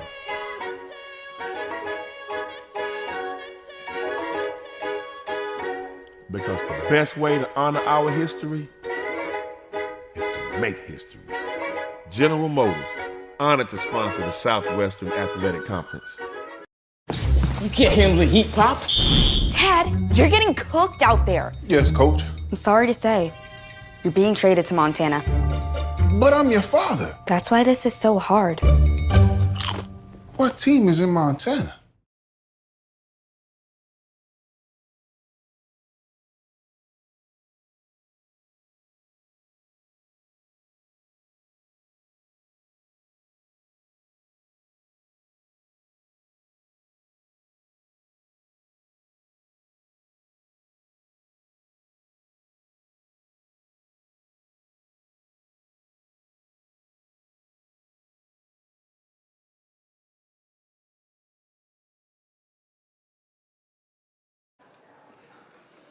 SWAC Football Media Day here on the SWAC Digital Network, brought to you by the following fine sponsors. Academy Sports and Outdoors, the official sporting goods retailer of the SWAC. GM, proud sponsor of the Southwestern Athletic Conference. The Home Depot, proud sponsor of the SWAC. And Pepsi, the official beverage and partner of the Southwestern Athletic Conference. And by Nike. About to close things out here in Birmingham, 2024 Southwestern Athletic Conference Media Day. You see where they're breaking everything Those down? are the people that ate our food. Yeah, everybody, hey, just tell you, Look at them. Happy. Look at that. Look, who's that right there? Can't even button it up. Is that Coach Sims? Can't even button it up. Coach Sims ate all our food. We're going to go over some of the games that will be coming up, some of the classics that will be coming up in the Southwestern Athletic Conference. As we know, it's a great part of HBCU tradition. Of course, we start out with the SWAC MEAC Challenge, which will be in Atlanta, Georgia. And that will be, of course, the first weekend of the season. And you got Norfolk State and Florida A&M August 24th. That's a lot of green. Yeah, that's a lot of green. Oh, it's very, very green. So that'll be coming up. Cricket MEAC SWAC Challenge kickoff. That will be coming up, and that'll be the first weekend, week 0, as a matter of fact. And that FAMU alumni base in Atlanta. So we pull the curtains back on the new FAMU. No, on the new FAMU, absolutely.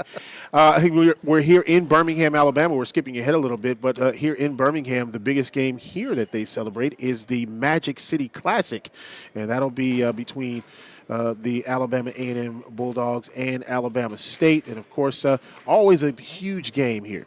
I mean, you don't have to hype this one. No. It doesn't need any marketing. No marketing whatsoever, and both teams are right on the cusp of taking that next step forward. Alabama State, they said is going to win the East. Yeah. That's what they say. The prognosticators. We all know about November. November is the time of the year where that could be where the West is decided, and usually it's Thanksgiving weekend between Grambling and Southern at the 51st edition of the Bayou Classic between the Tigers and the Jaguars.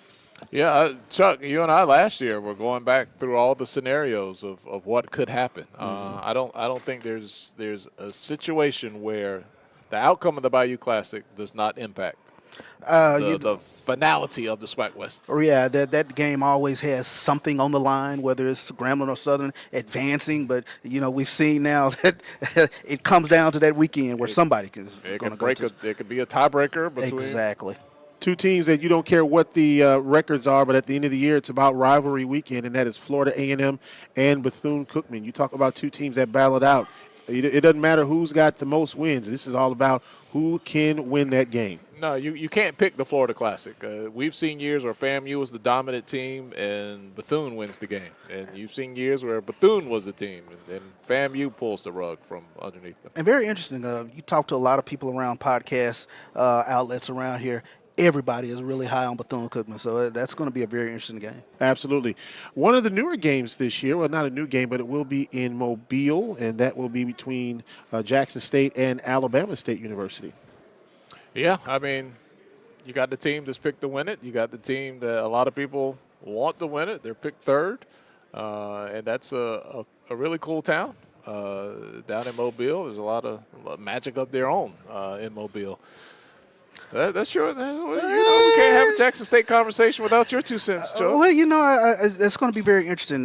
By the time we get to that game, will we see different quarterbacks for both teams? That's possible. So I think that's a question that's a lot of people are asking in terms of has a quarterback emerged on any one of these rosters? And, of course, we end the year with, first of all, the SWAC championship game. This year, the 2 participants of that game won't get a week off between then and the Celebration Bowl, but the SWAC championship game will be hosted by the team that has the better record. I mean, just think, if you come out of the SWAC West and you happen to be a team there that wins the SWAC championship, just think about the schedule that you have leading up. Leading up to get there. Yeah, I think we'll hear a lot of Pepto-Bismol comments around that time. I mean, seriously. I mean, think if it was Grambling or Southern, I mean, to go through the Bayou, then have to play in the SWAC championship game, and then and then, of course, whoever wins the SWAC championship will play in the Cricket Celebration Bowl, which this year will be December the 14th in Atlanta, Georgia. It will be a week earlier because of the expansion of the Division I playoffs. Yeah, exactly. Everything expanded. NFL, they put 2 games on Saturday. I mean, you got the Ravens playing, you got the Chiefs playing. man, you don't want to compete with that. The changing landscape of sports. I mean, that was the weekend that you had to have. So yeah, that's where you had to go. Steelers. That alone. That's that enough. Alone. Exactly. Yeah, that alone, you got to change that. So it'll be the cricket celebration bowl. Florida A&M defending national champions. Will they be able to get back there a second year? Only time will tell. And of course, you know, when you look at the preseason picks as far as the number one team in the East and the West, I don't think there was a ton of surprise in the East, Alabama State. Well, I mean, I would say surprise from the standpoint that FAMU, you know, was the defending champs. They signed a lot of people in the portal. Quarterback, we don't know. That'll be determined. So in Tallahassee, I would say there was some surprise. But with Andrew Body landing in Alabama That's State, what I was thinking. Yeah, I mean, Andrew Body landed in Alabama State, but healthy chips on the shoulders in terms of fan bases of Tallahassee, Jackson, even Huntsville. Everybody was like, what? Those were all the texts that I got. Look, they got one of the top running backs coming back. Exactly. You got a coach that's been there 7 years. And, look, Coach Maynor did not pull any punches when he talked about his offensive linemen and some people not getting first team selection. So they're keeping receipts. I was about to say they're keeping receipts. Exactly. Receipts. And finally, of course, on the western side, the number one predicted team will be Alcorn State, and then of course the Prairie View A&M Panthers. That game, that showdown there between those two teams is going to be huge. I like Grambling. I think Grambling has a lot of potential. If you take a look at it, they're the team that is bringing back the starter, you know, that was in the upper echelon last year in the SWAC. But Prairie View, my goodness, they've been knocking on the door now for the past few years. For them to be second and Alcorn kind of leapfrogged them in people's minds, that's very interesting to see. You want to know the team to watch? Southern. With that defense that they have coming back, Kelby Givens at the forefront of that, and that they can stay healthy on offense and really find the quarterback that they want to, that could be a sleeper team that could cause some folks some problems. Let me simplify this for you. We don't have a telestrator, but play at home with me. The top four teams there will be in it until the final week. UAPB is going to be better than you expect. They're going to upset the apple cart for some people. Texas Southern is going to be a little better. We'll be halfway through October looking at the West like, I have no idea. We have no idea what's I have no idea. Exactly. Yeah. All right, so that's the predicted order of finish in the Western Conference. Well, that will about do it from here in Birmingham, Alabama. Guys, if you what's one take that you take away from our media day here? I think that it continues to grow. Look, it's the last couple of years, you know, we saw a super explosion. Deion Sanders was at Jackson State. But there has not been a fall off. There's plenty of media members here. You see all the tables. You see all the excitement. I think the brand of the SWAC continues to grow, and it has solidified itself as the leader in FCS football. Yeah, I'll echo those sentiments. The brand of the SWAC has continued to grow, and I think there is excitement with the parity in the league, a lot of new coaches in the league, a lot of fan excitement. There will be new quarterbacks, and this is a quarterback league. So, and I think there'll still be a gift basket for some programs come late July. Somebody's going to show up on your doorstep, and that could be the difference.